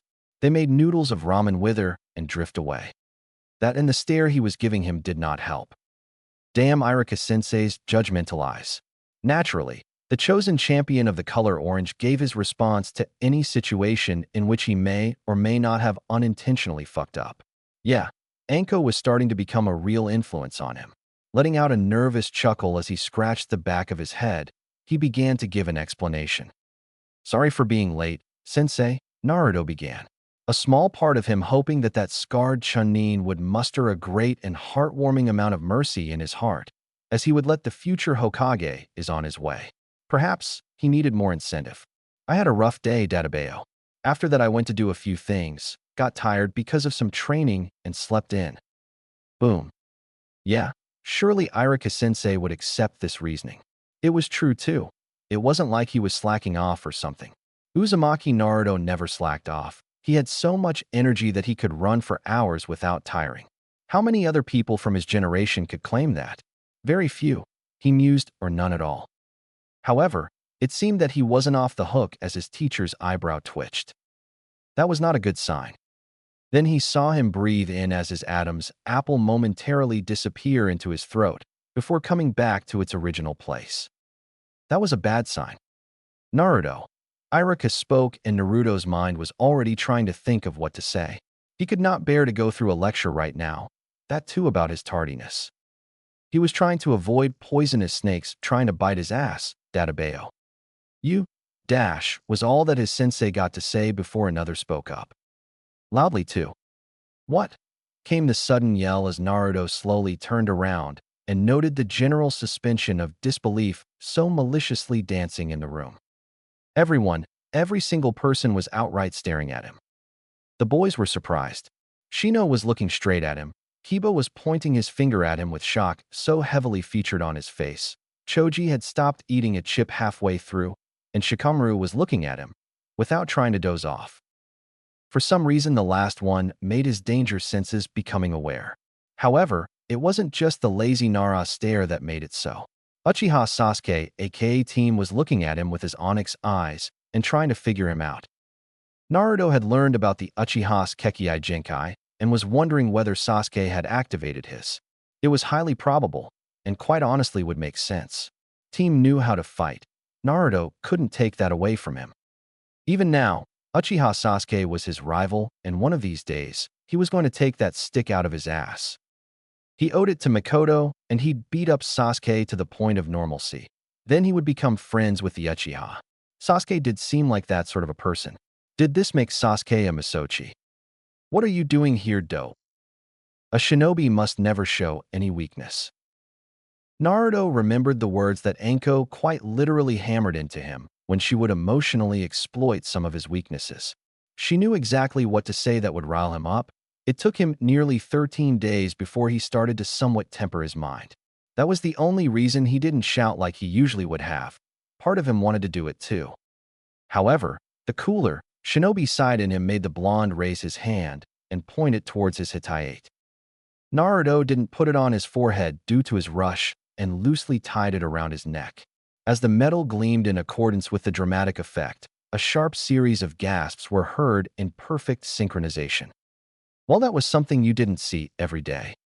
Shrugging it off, the Jinchuriki looked around for an empty seat and found it at the back with Choji and Shikamaru. That was good. While he may not have any good friends at the academy, the heirs of the Nara and Akimichi clans were the closest thing he had to friends, even though they only met at the academy and a few off meetings while passing by. They were cool. Shikamaru did not seem bothered by how he was practically isolated from other kids of his age, and Choji was Choji. He was a swell person, if not a bit heavy.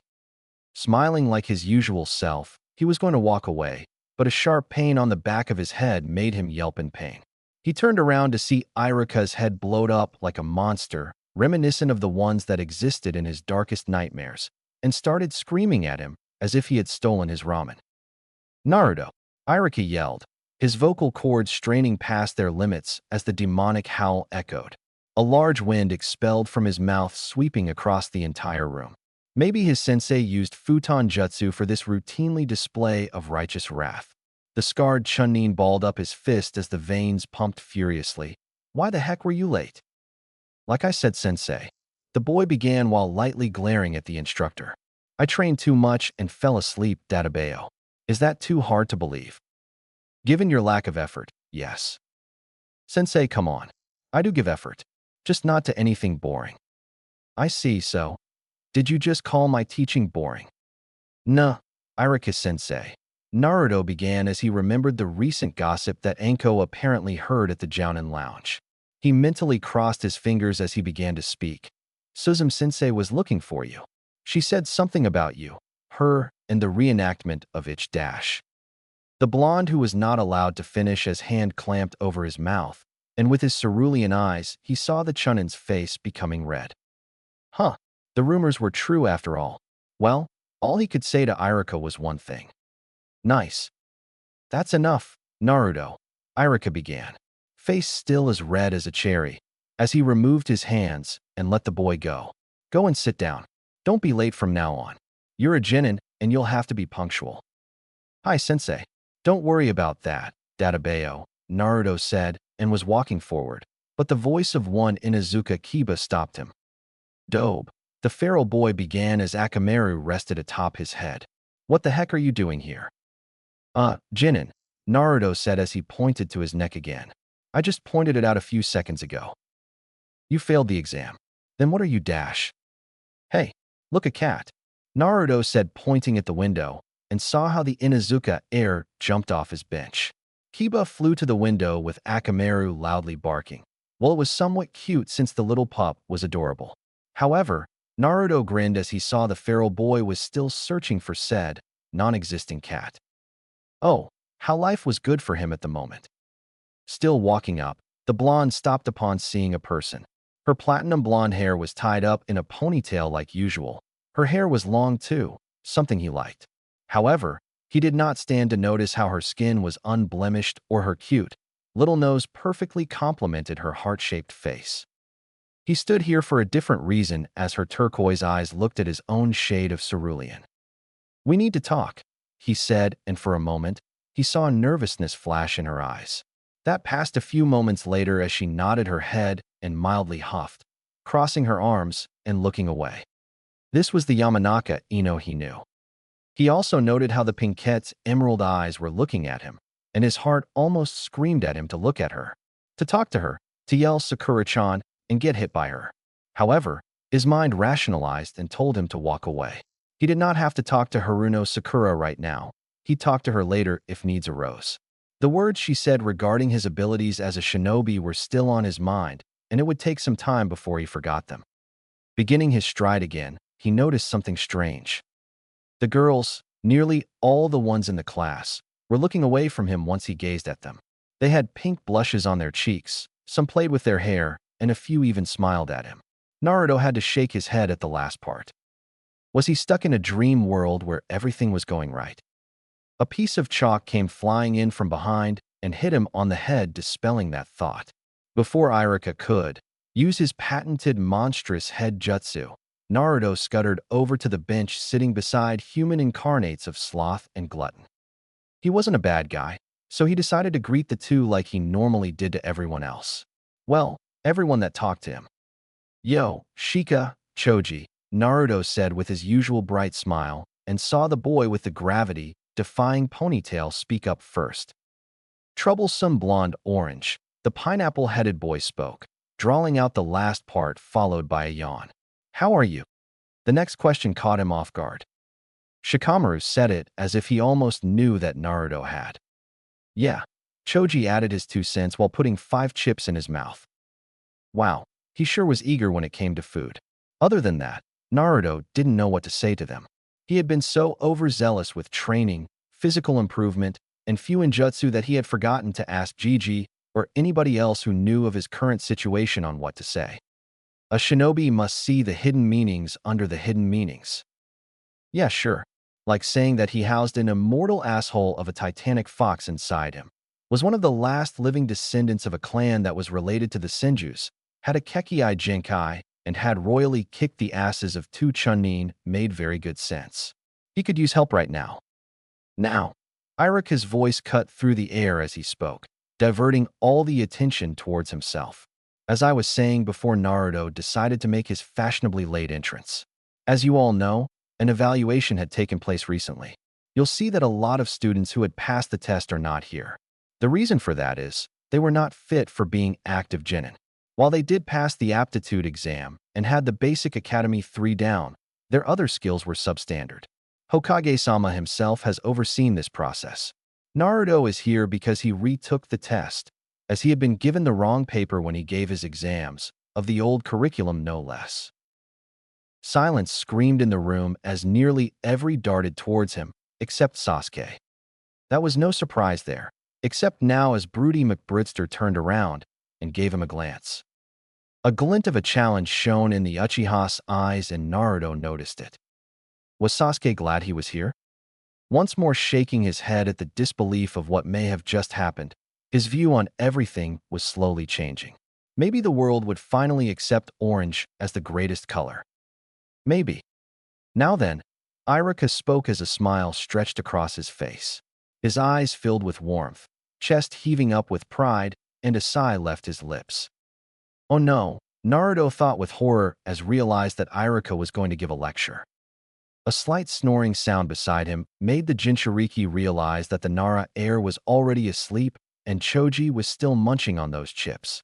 Oh wait, this was a different bag of chips. In his opinion, the Akimichi must have been loaded considering how Choji ate. The entire clan were supposedly filled with fat asses that made the earth shake, as Anko had put it. You're all shinobi now. Genin is the first step to.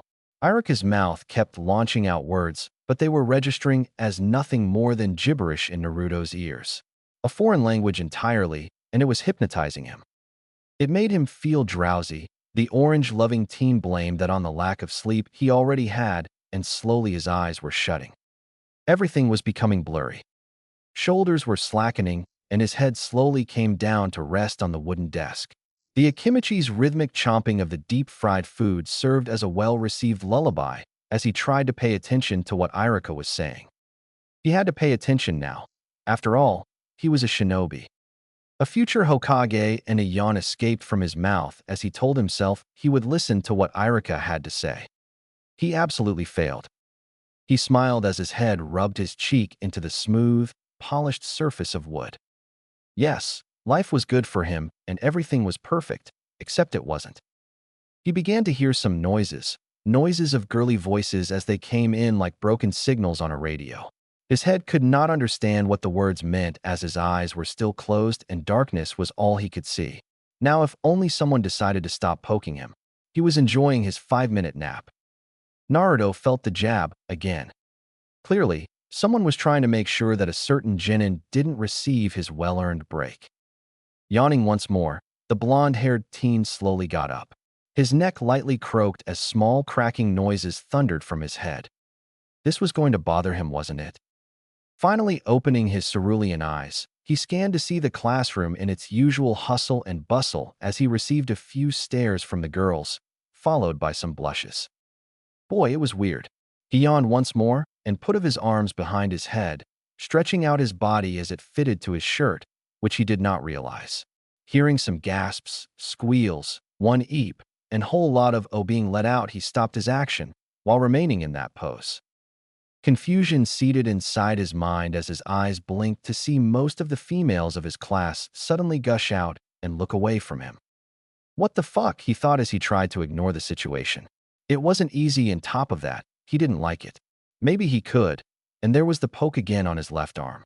Tilting his head to the left like certain puppies do, he saw Yamanaka Ino standing there. At first she seemed angry and annoyed, like usual, but then for a moment her cheeks became pink. Huh. Followed immediately by her shaking her head and then crossing her arms. That must have been her thing, like how he often put his hand on the back of his head. To each their own. You said you wanted to talk, Ino said as she finally looked at him again. If the blonde had to be honest, she was very, very interested in what the suddenly transformed dropout-turned-graduate of their class said. His situation alone demanded her attention, and by the log, she would delve in deep to find out the mystery that shrouded Uzumaki Naruto. Unknown to her, the orange-loving teen got up slowly as he looked at the front of the class to see that Irika-sensei wasn't around anymore. Wait, if he wasn't there, then that meant. You're on Team 7, Ino said suddenly as if the girl had been reading his mind. Anko did say that Yamanakas were interrogators and could read minds, but they needed physical contact. He was sure that Ino didn't read his mind when she poked him, did she? Wow, he was paranoid nowadays. Oh, right, Naruto said, trying to shrug off the thought that Ino had possibly invaded his mind. In all honesty, wasn't afraid of his secrets as much as he was afraid for the girl. He hoped she never goes into his mind. The fox might tear her apart for shits and giggles.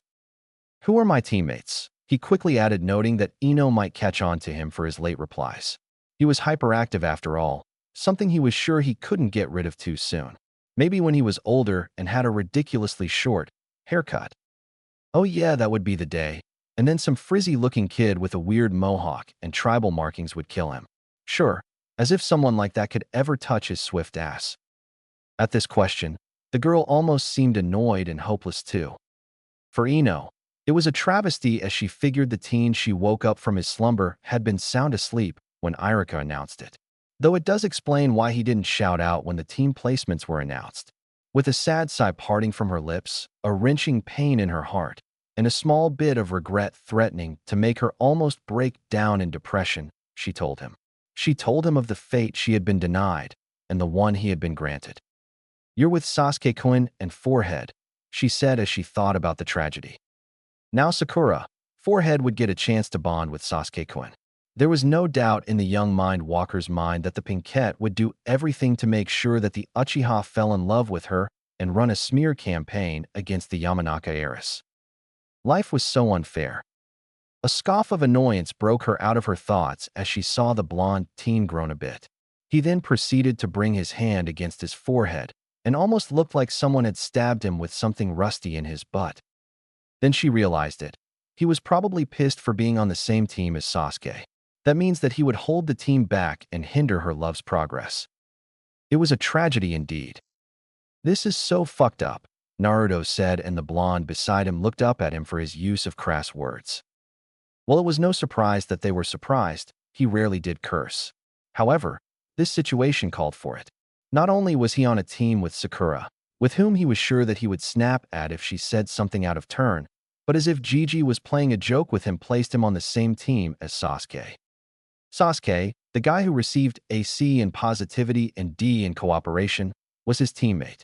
Granted that Anko had told him that the academy skills and history meant shit in real life and the battlefield, but he had seen how Sasuke was with group works.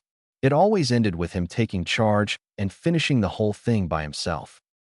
Sure, the team got the job done, in excellent fashion too, but the way he would wrest control was something he found distasteful. Naruto, for all the bad grades he received, always did have a good positive effect on whoever his teammates would be and would work with them to get an okay grade. Not to mention Sakura was there, who would no doubt end up supporting Sasuke and double-guessing everything he had to say. Rules of nature, everyone in the class knew that. Had it been a month ago, then Naruto would have been jumping jacks and vomiting rainbows out of his mouth because he ended up on the same team as the Pinkette. He sighed and tried to calm himself down. No use in getting angry about it anymore. He'd just have to grin it and bear it. Besides, this must have been a challenge, and he would overcome it. Ahem. A cough came from the blonde Yamanaka as she tapped her foot on the ground, dangerously. She did so to create a dangerous aura around her. Her mother had this pat down. Unfortunately, Naruto had been suffering at the hands of one sexy and incredible Mitarashi Anko for a month. This was kitty stuff to him, but he'd oblige for now. He looked at her and began to speak. He needed to talk to her about their last meeting. Right. The talk. Naruto began and would have continued, but the damn door opened and his attention diverted to the man and woman who entered. The man wore the same clothes as almost every jounin in Konoha, a small modification being there was a sash around the bottom of his vest with the kanji for fire. Well, that was new. That aside, the man was tall, well-built, and smiling lightly. His skin had an olive tan to it, along with brown eyes, short spiky, black hair slicked back, and a beard. First impression, awesome. The woman, however, now, was a different case. Her skin was unblemished, fair, and looked soft. Don't ask questions, he could just tell. She had a slender build, a face that made him feel like he was more of a child than a growing, young man. Red full lips and purple eyeshadow that made her look exotic, and untamed black hair came down all the way to her back. Her attire was also very unique. Red mesh, she wore an armored blouse with only the right sleeve visible. Overall, this is very broad material, which resembled bandages, had a pattern on it similar to those of rose thorns as he had seen. Her hands and upper thighs are also wrapped in bandages, and she wore the Konoha forehead protector and regular shinobi sandals. However, that was not her most striking feature. That glory belonged to her eyes. Crimson eyes, just like the Kyuubi's, only much more kinder in contrast. She gave off a nice vibe too. First impression, awesome and beautiful. Teammate. She spoke and many boys stared at said team jealously. Inuzuka Kiba, Aburame Shino, and Hyuga Hinata got up, the last of the trio getting up more slowly. Her eyes scanned the three before she gave off a small, warm smile. I'm Yuhi Kurenai, your jounin instructor. Come to training ground 28 within 30 minutes. Her words finished, she proceeded to walk out of the room. However, her eyes fell on a certain blonde-haired boy who happened to be looking at his desk before meeting her eyes. She had heard about him becoming a genin in the most unorthodox method and his supposed improvement that a certain friend of hers could not keep her mouth shut up about. She was interested. When she saw the boy and some of his resemblances to the yondaime, she was a bit shocked. As she left the room, almost every eye of the male sans Sasuke turned towards Naruto. What? Naruto asked, a bit annoyed with all the stares today. What the fuck was up with today? Don't think just cause you look cooler, you're better, Naruto, came the shout from Kiba as he looked at the blonde with a feral smirk. Akamaru barked in agreement with his comrade. Ah, Kiba, his partner in crime when it came to not paying attention to academy lessons. Yet another person he didn't really consider a friend, a vigorous classmate, sure. But friend? No. Well, not yet anyway. Kiba-san, Shino spoke, almost quietly even though the whole room heard them. You shouldn't be so loud. Ah, Shino, the Inuzuka heir grumbled until the timid female Hyuga finally spoke up.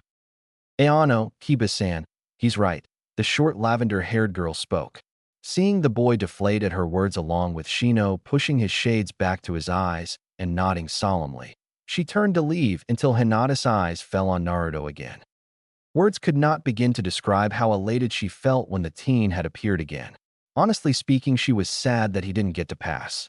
The teen who inspired her so much to go forward was finally back, and she couldn't hold back the smile that broke out on her face. She also liked how he was smiling at her. Oh God, he was looking at her. And Naruto was looking at her with a smile on his lips. Granted, she thought he was cute before as her crush on him increased, but now he looked so. Yo, Hinata. Naruto waved at the girl who was never rude to him. Hinata was definitely okay in his books. Yet, he didn't consider her a friend for one reason, and one reason only. Each time he was 3 meters near her, she would become red and faint. Did he scare her? Did she know of the QB? That was what he kept asking himself, and when he told Enko, she laughed her ass off, while not giving him a clear answer and calling him a deluded, thick-headed idiot. Regardless, Naruto wasn't going to be an asshole to her. How are you? He said out loud and saw the girl turning red again. Oh boy. Hearing the eep once more, he saw how she lost consciousness as Kiba comically caught her and was frantically trying to wake her up. Oh, come on, Kiba said before carrying the girl on her back. He then looked at Naruto and mentally cursed him. Hinata, an okay cute girl akin to a little sister, had a crush on him from day one. Why, he didn't know. It was painfully obvious to everyone except Naruto himself. God, he was an idiot. Then after his apparent wardrobe change, more girls looked at him as if he was some piece of meat. On top of that, Yamanaka Ino, a girl he once had a crush on, was on speaking terms with him. When did that happen? Was the question Kiba asked. Do you need help? It is my fault, Naruto said from the back of the room as he strode forward. Kiba knew that Hinata would have a heart attack if he came over, and right now, he didn't feel like running to the hospital with her. Nah, I can take her there. You stay away, or you'll make her faint again, Kiba added in the last parts and walked with Shino, as Naruto stood confused. Naruto would have pondered on it further if the bearded man didn't start laughing all of a sudden. He looked at Naruto in mirth and spoke. Khan was right. You're a special one, the Jounin said as he brought out a cigarette and put it on his mouth. He didn't light it though. Someone would complain about his indecency and lack of manners. Humph, he killed people for a living and they complained about him smoking. The irony was never lost on him. Khan? Naruto asked, confused at the name. Who the heck was Khan? He didn't know any Khan. Yeah, you must know him by his full name.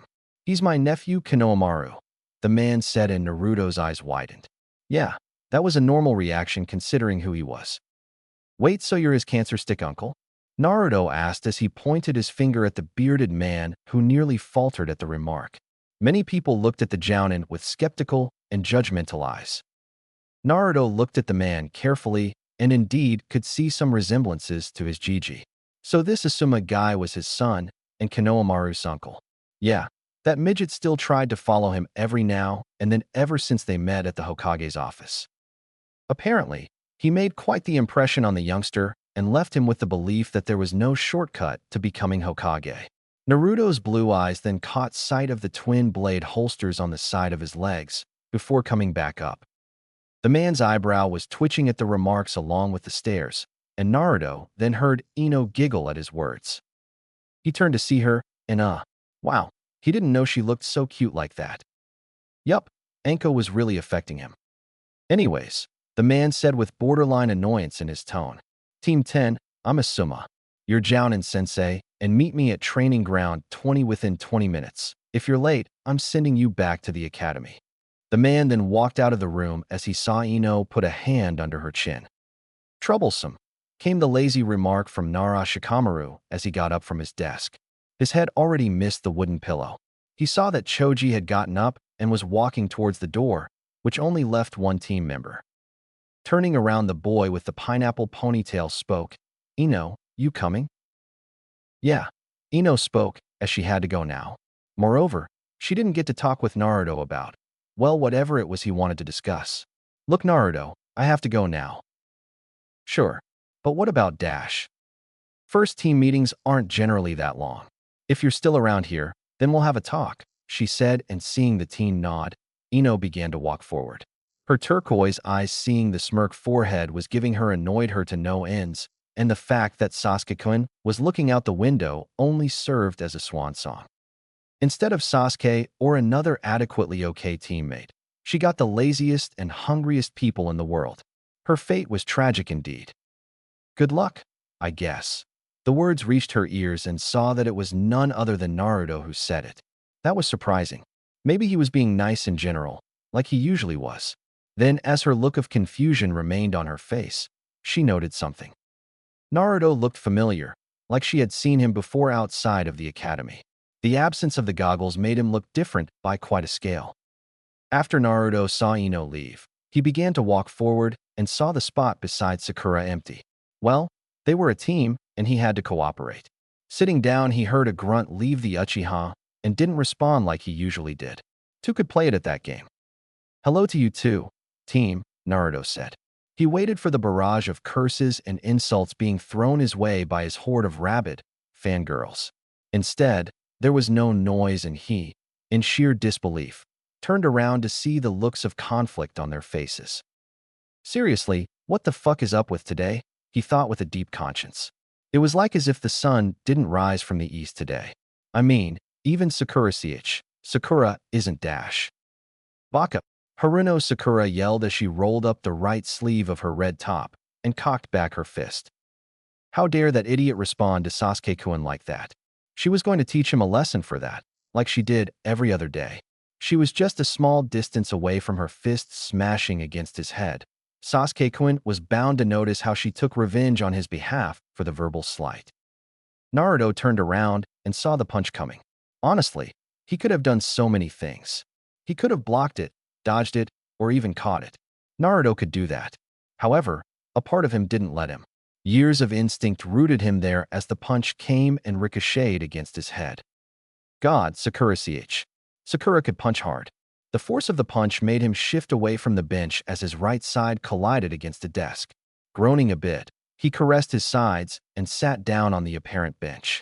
He could have asked Sakura why she punched him like that, but some things were better left unsaid. She would probably take Sasuke's side, no matter what happened. A small voice in his head told him that if Sasuke were to murder him and get imprisoned, then Sakura would probably help him escape.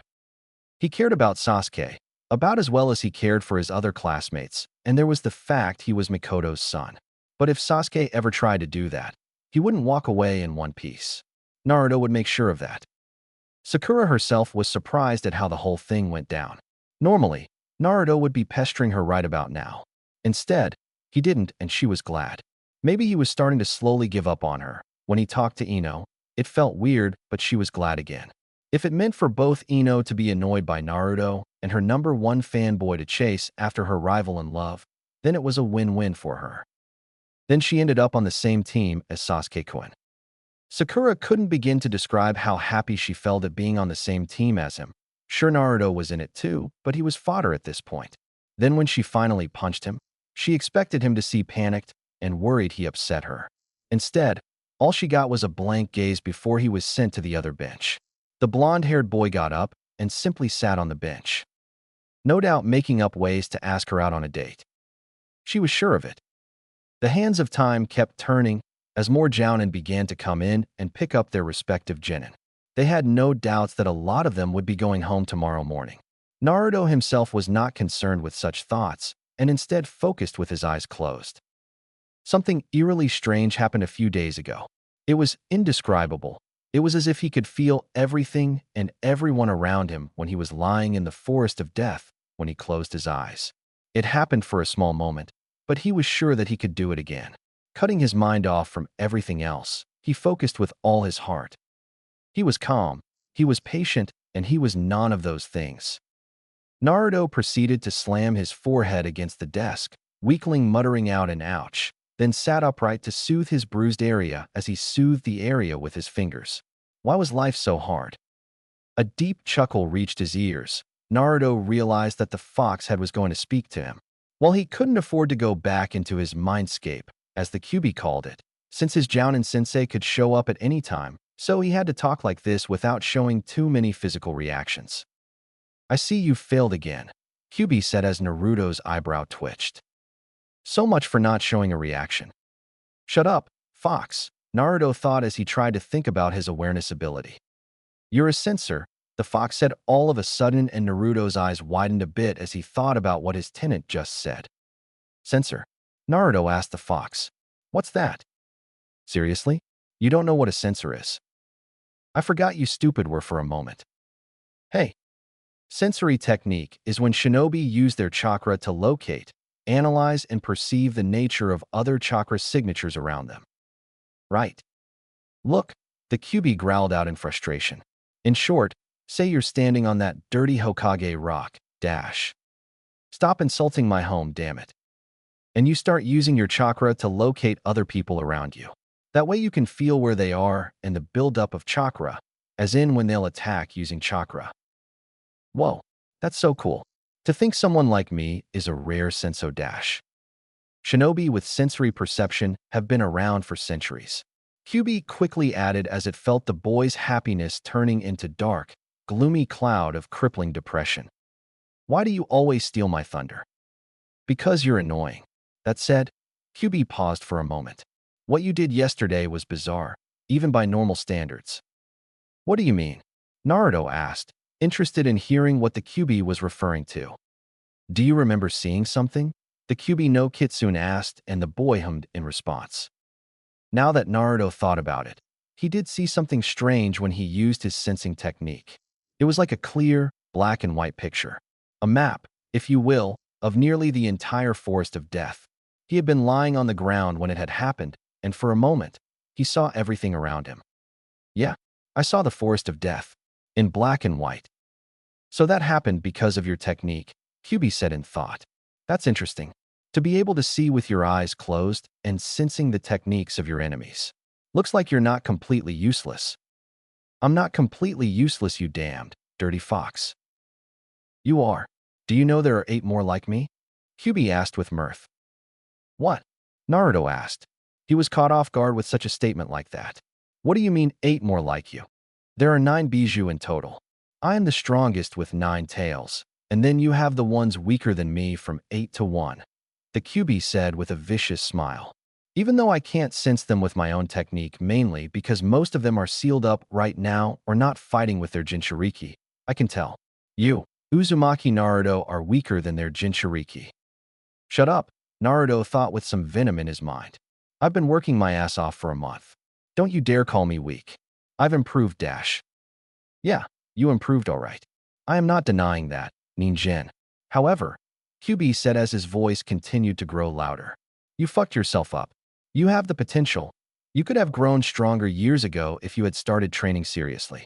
Instead, now I am nothing but a mockery as my Jinchuriki is the weakest, despite my unrivaled strength. Get your shit in line, boy, and grow stronger. Because if you don't, one of these days I'm going to come and tear that lovely little piece of paper apart. Then, well, let's just say that Konoha is a lovely place, mark my return. The words made a chill run down Naruto's spine. His prisoner didn't yell any of those words. The Kyuubi casually told him he'd destroy the hidden leaf, and the blonde didn't find any semblance of a lie in that statement. Still, oh yeah, Naruto thought as he pushed his fear back. He pictured the fox behind the cage, devilishly smirking at him with teeth that could snap steel beams like twigs. The Jinchuriki began to speak as his own ego took control. Well, looks like I'll just have to get in that cage one of these days and make you eat your words, fuzzball. Easier said than done. The Kyuubi suddenly yelled as Naruto felt the killing intent spike up inside him. Fear took hold of him as his body began to shake. An invisible pressure originated from inside him as he felt the gravity of the world pushing down on him. He could feel his bones threatening to be crushed. Blood flowed so fast that his heart threatened to burst out of his chest, and a voice kept telling him to run. To flee from whatever horror that laid in store for him behind that accursed cage. And like a passing storm, the feelings drifted away as Naruto found himself in the classroom as his eyes snapped open and started gasping. A sheen of cold sweat covered his face. His shaky hands slowly came up to remove it and became drenched. He saw the classroom was mostly empty. Only Sakura and Sasuke were there with him as they were still sitting at their desk. Naruto felt the stares of his teammates, and no doubt, they would ask him questions. Hey, what happened? Much to his surprise, it was Sakura who asked the question. He looked at her for a moment before using his sleeves to dry off the perspiration from his head. The killing intent felt so unreal to him. Naruto couldn't help but feel the dread of how much the Kyuubi terrified him at that moment. To him, it felt like a few moments of sheer horror, but more time had passed in the real world. Nothing, Naruto replied as he got up. Seeing that they would be more inquisitive about his sudden behavior, he added further, just a bad dream about udon. Mentally, he slapped himself as the Kyuubi's laughter could be heard. Naruto focused in his mind and slowly felt the connection die out. It was just own voice he could hear now. Udon? Sakura asked, and Naruto nodded his head. Then she saw a scowl taking its place on Sakura's face as she began to speak. Of course you did. Only a baka like you would have a nightmare regarding food. Well, he really couldn't be angry at the statement. However, he did feel some form of amusement from this. Sakura actually believed it. Of course, Sasuke was still staring at him before he itched an ed and turned away. To Naruto, that felt like Sasuke was calling him a loser, which he was 95% sure of. Well, I'm going to be back in a while, guys. Need some ramen for this, Naruto said as he patted his stomach with fake grin that spread from ear to ear. He really was a good actor. Maybe he'd become one if life as a shinobi didn't work out, just in case. What? Sakura accursedly shrieked and furiously glared at him. What if our sensei comes in when you're gone? Don't worry, Sakura-ch. Naruto stopped himself and saw the emerald eyes he once praised widen a bit in surprise. Shrugging, he began again. I won't take too long. Then get moving, loser. Sasuke spoke for the first time as his onyx eyes looked at the blonde, who was annoyed at the remark. Team, Naruto almost growled out. He really didn't like Sasuke, like really didn't. Don't call Sasuke-kun that, Naruto baka. Sakura yelled and saw Naruto gritting his teeth in annoyance at the Uchiha. Then he started walking away. Naruto slowly reached for the door and went away. This left Haruno Sakura to ponder how he didn't pester her today. He usually did, and the fact that he didn't call her Sakura-chan felt weird. It was something she was used to. Moving her thoughts away from that, she looked at the Uchiha, who was still looking out the window. His handsome features glistened as the warm sunlight fell on his face. So hot. She felt her cheeks heat up as she began to speak. Standing near the bench, she put her arms behind her back as her left arm grabbed her other wrist. Putting on a dazzling smile, she started to speak to the boy who held her heart. Sasuke-kun, she said softly, gently. He gave no response. Being hopeful that he might say yes, as they were on the same team, Sakura ventured forth. Do you want to get lunch? No. This is so frustrating, Ino thought as she finally made it back to the academy.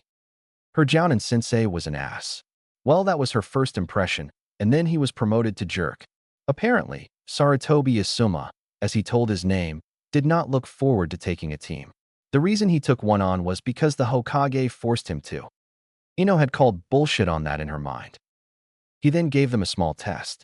Nothing that hard apparently, as he said, only that he would take a team, but only with 2 members. In short, one of them was going to be booted. Oh, how she flared her temper and verbally let loose the dogs of war at him. However, the Jounin was not fazed and gave them 3 hours. 3 hours to decide who would go back. Then he would return to hear their decision and move on. Well, 2.5 now as she scurried over back here at the academy. Shikamaru apparently didn't seem fazed at all and told Choji to do the same. One of them was visually raping clouds with his almost closed eyes, and the other was viciously devouring food like a monster. Why did she get such useless teammates again? She should have been put on Team 7. She could bear Sakura if Sasuke-kun was there. After all, he would save her, and though it irked her to say it, the Uchiha would probably save Sakura too. Naruto could join her team. Hell, he'd be perfect. Sloth, gluttony, and envy in one team. She labeled Naruto with envy because it was clear as day that he was jealous of Sasuke-kun. Each time he would declare that he'd make the Uchiha eat dust and do the exact opposite. On top of that, she was going to talk to him now. She was going to talk to Uzumaki Naruto alone. If somebody got rumors of this, her chances of getting together with Sasuke would practically vanish.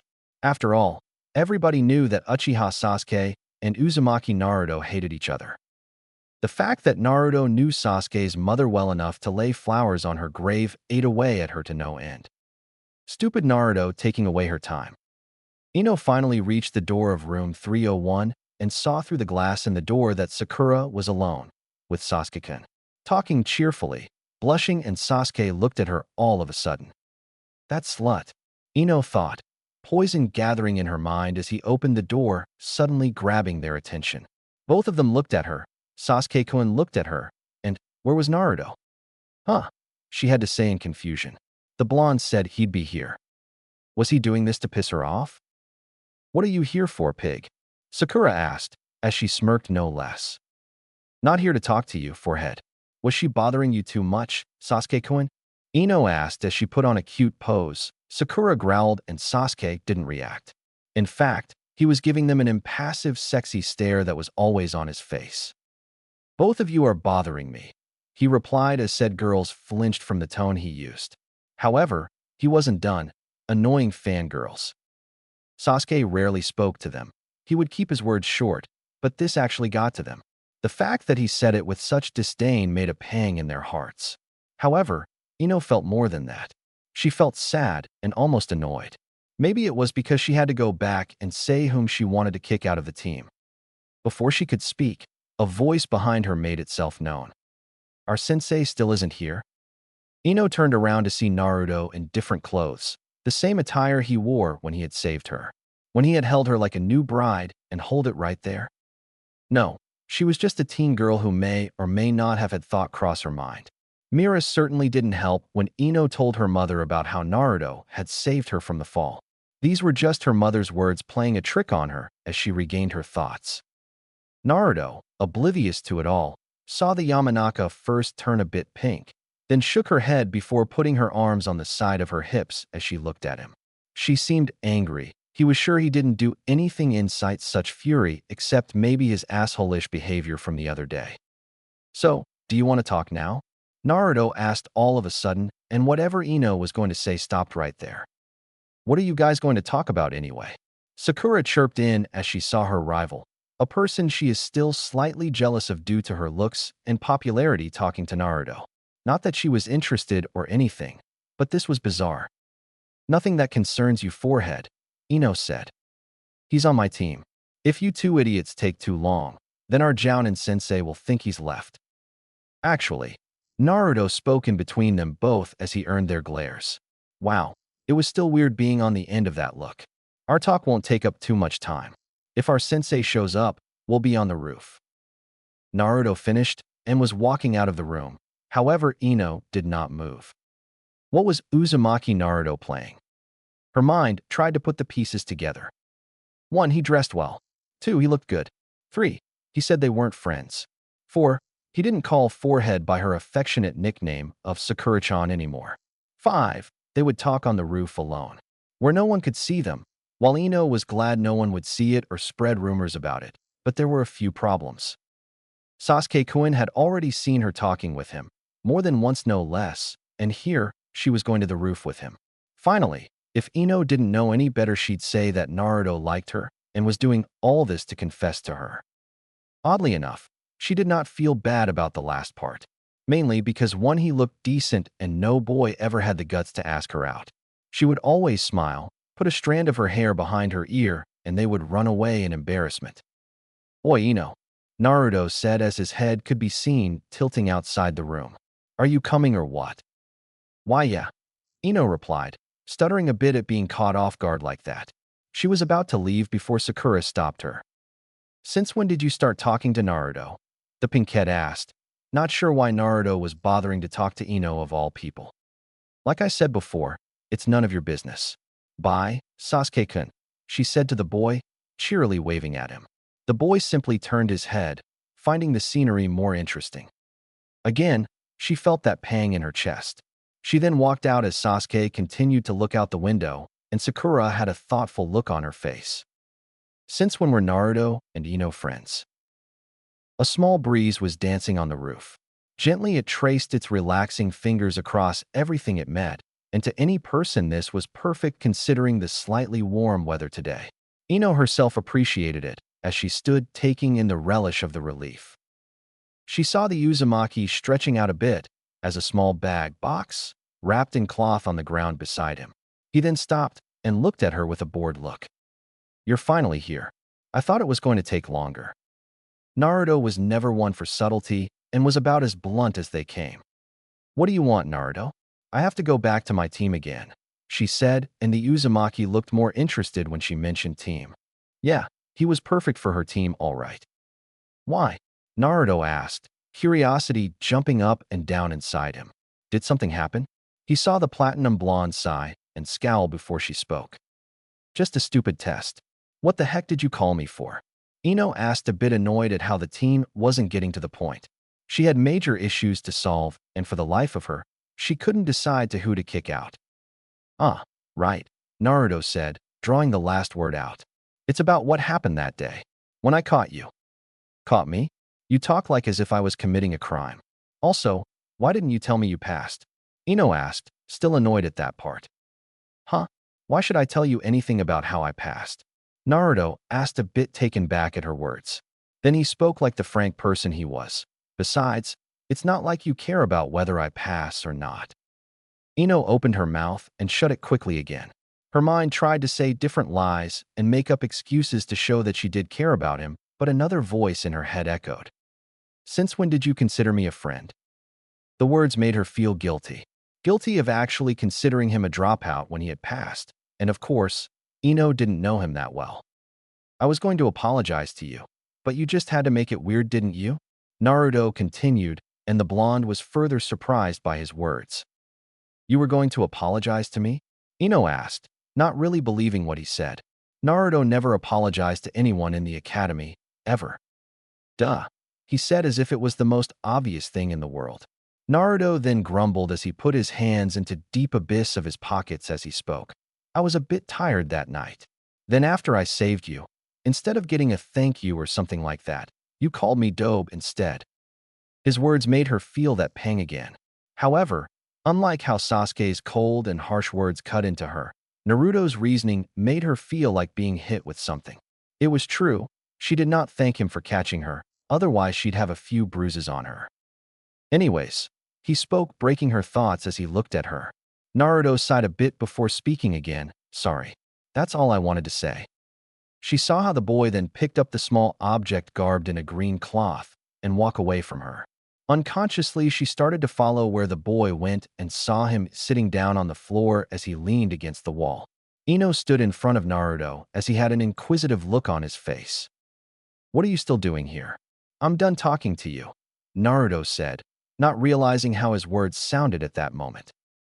Originally, he did not intend to speak to her that way, but Kyuubi's little scare tactic along with the fact that his sensei wasn't still here put him a bit on the edge. "I need to talk to you," Ino said as her turquoise eyes looked at his own shade of cerulean. For a moment, she said nothing and was swallowing invisible lumps of food down her throat, as Naruto thought. Then she breathed out and closed her eyes before speaking. "Thank you, Naruto," Ino said softly as she bowed her head a bit, and the genuine act had this time taken him by surprise. Somebody was thanking him of all people. Not to mention it was Ino, and then she came back to her posture as she continued. "Also, I wanted to apologize," Ino began, and Naruto spoke up in between. "Look, if it's about the dobe remark then dash." He was promptly cut off when the heiress took charge of the conversation. "It's not about that. It's about what you said about us not being friends." "You were right," Ino said as she looked at him. He could see the guilt in her eyes, that along with the remorse too. Naruto never claimed to be a good reader of people, but he knew remorse when he saw it. He often apologized to people when he would accidentally bump into them. He would apologize and receive a shove followed by harsh words. So yes, he could feel that Ino was meaning what she said. "We're not friends, and neither of us tried to be friends," Ino said, and Naruto shook his head in mirth. Ino caught that and continued. "Why are you shaking your head like that? You really don't remember, do you?" Naruto asked. Seeing her head shake, he sighed. "First day of the academy, I tried to talk to you and Sakura C dash. You don't remember how you two brushed past me." Ino did remember now. A slightly cute blonde boy of 7 or 8 with adorable cheeks and blue eyes approaching her, and Sakura, her first friend she met at the park after a bad case of bullying. She remembered how the other children were talking about the blonde boy like he was a nuisance, and how they shouldn't even talk to him, much less play with him. Naturally, like all kids around her age, she followed the trend and essentially cut off contact with him. Not only that, but she would jeer on him too along with everyone else. Sure, she didn't hit him like Sakura did, but words often cut deeper than knives, and she certainly did have a way with words. She, Yamanaka Ino, was a fool, as she brought up a hand to her mouth as Naruto was nodding at her. Yeah, he said with a sarcastic smile on his face. Neither of us ever tried. It wasn't just you, Ino. Not everyone from our class wanted to be friends with me. In fact, the only ones who I can remotely call friends are Shikamaru and Choji. I see. Ino finally spoke after realizing what he meant. However, this brought up more facts that ate away at her head. How was he so damn cheerful if he had no friends? She was aware that Naruto didn't have any parents. She, along with a few others, did notice how he would sit by the swing outside the academy, all by himself. It was only now she was realizing how lonely he was, and with each realization, she was feeling guiltier. She was not cruel. No, her parents didn't raise her to be a person like that. Ino was sure that if she had a mirror in front of her, she could see the shame stretched across her face. She couldn't change the past. However, she wouldn't let this rest either. You're right, she said in a whisper as her eyes darkened. You never had any friends, except maybe lazy ass and fat ass. I was also kind of rude to you. Understatement of the year. Okay, I was a skank. No, that's Ami. Fine. Ino yelled as she came forward and grabbed Naruto's arm, yanking him up with all her strength, which was a bit strenuous on her part. Naruto looked heavier than she thought. Finally standing face to face with him, she began anew. Things would be different this time. Her mother even told her to be friends with the boy. I'm sorry for doing that on the first day. I'm sorry for not thanking you for catching me. I'm sorry for not being a friend, Naruto. Ino said, and the boy looked at her with one closed eye as if observing her closely. He looked funny like that, and she didn't giggle or laugh at him. He'd probably take it in a different way. Apology accepted, Naruto said, and was turning around before Ino coughed into her hand. He slowly turned back around as he watched a smile on her face. Huh, so that's what Ino looked like when she smiled at someone. She then waved at him. Again, Naruto got confused. Hi, she began, and Naruto almost pinched her to make her stop. However, she extended her arm forward and spoke. I'm Yamanaka Ino. Ino, what are you doing? He asked. Honestly, the girl's actions were making him think. He didn't feel like thinking right now. Just play along, all right? But why would I dash? Just do it, Naruto. WH dash. Just do it. You're being dash. Just do it. Fine, Naruto exclaimed. My name is Uzumaki Naruto. Nice to meet you, Databeo. Naruto finished and was going to sit down and have some chicken hibachi he worked hard to cook. However, Ino's next words stopped him. Do you want to be friends with me? What? Naruto asked, not entirely believing what Ino was doing. You're serious? This is childish. Well, sometimes we have to be childish, Ino replied just as quickly. If you're doing this to pity me, then dash. Believe me when I tell you, Naruto. Ino began once more. I really want to be friends with you. Why? Naruto questioned. Why do you want to be friends with me? Well, first of all, my mom said that you're a nice guy. Someone I should be friends with. She's a good judge of character, Naruto added sagely. He was a nice guy. Hearing that felt good. Secondly, you're kind of thick-headed. Hey. But you're determined, Ino began as she looked him dead in the eye. You never give up. You always want to prove yourself, but most of all, you're pretty darn stubborn. Takes one to know one, Naruto quipped. True. So what do you say? Ino said, extending her hand. Naruto thought about her action for a moment. This was still very weird for him. This was Yamanaka Ino, the most popular kunoichi of his class, extending a hand of familiarity to him. This was beyond strange. However, that smile and twinkle in her eyes told him otherwise. He remembered asking Gigi why the Yandame had chosen to believe that Naruto could hold the Kyuubi back. The Sandame told him during one of their meetings in the past month. The Yandame had taken a leap of faith. He had placed in trust in an infant that he would not fail. Naruto did the same as he extended his hand forward and shook hers. Her hand was smaller compared to his, and surprisingly smooth. He expected some calluses from wielding weapons, but he guessed that she must have used a herb of some sort. Ino's family did own a flower shop after all. Ino herself found his hand to be warm, exceptionally so. She guessed he must have been always warm like that, and the genuine smile breaking out on his face only complemented that fact. Slowly taking their hands apart, Ino waited to say something, but her stomach grumbled. Oh, it didn't just grumbled. In fact, she would say that it was demonstrating the mating call of a whale, i.e., her hunger was getting to her. Embarrassed, Ino's face slowly started becoming red. She just became friends with the guy, and then this happened. She was actually planning to run away and hide her face, but Naruto started chuckling as he pointed at her. "Your face is red," he said and snickered as she became even redder. Oh, and his laughter went up too. "It's not funny, Naruto," she threatened a bit, and Naruto slowed down his laughing before he eventually stopped. Then he bent down and picked up his box, before holding it out to her. Ino tilted her head, not sure at his action. "Here, I made some lunch in case my sensei was going to be late. Have some," Naruto offered with a smile. Since he was officially friends with her, this seemed like a good way to start. Well, it seemed okay to him. Why was her face pink now? Even though she did look kinda cute. "I can't. I'm on a diet," she said, turning away, cheeks still pink at the sudden offer. She knew it was very cliched, but she liked how he offered her lunch. First time a guy had the guts to go so far, but then again, knowing Naruto. Still, she had a figure to maintain, and there went her stomach again, declaring to the whole world how she tortured her own body. "Geez," Naruto said. He then grabbed her hand and made her sit down with him. She may have been stubborn, but he was twice or thrice as much.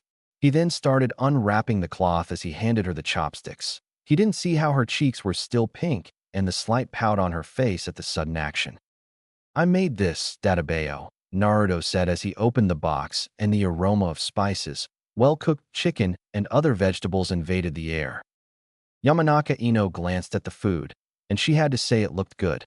While not as good as her cooking, and certainly not even close to her mother's, but it was visually appealing, and the hunger inside her made her think of all the flavors just waiting to devour it. Mentally slapping herself, she remembered that this was Naruto's lunch, the one he made for himself, and she was on a diet. Ino wanted to have a good figure without becoming fat. That was one of her nightmares. On top of that, she had her pride. "Thanks, Naruto, but I don't want to."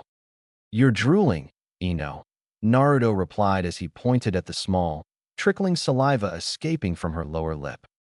Well, there went her pride. "I'll have a little bit of it, I guess. But don't think I'm freeloading," Ino added as Naruto chuckled a bit more. He then handed her the box as she slowly began to eat the content.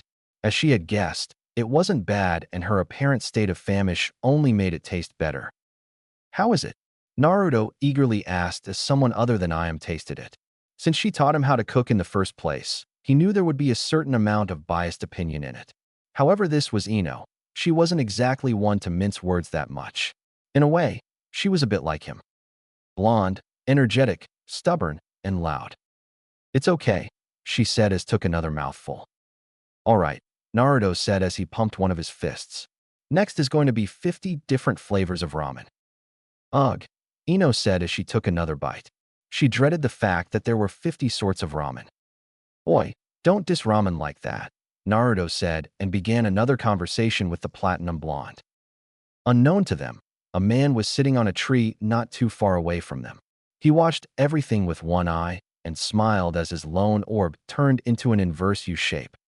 "Well now," the gray, spiky-haired man said to himself, "this is an interesting development.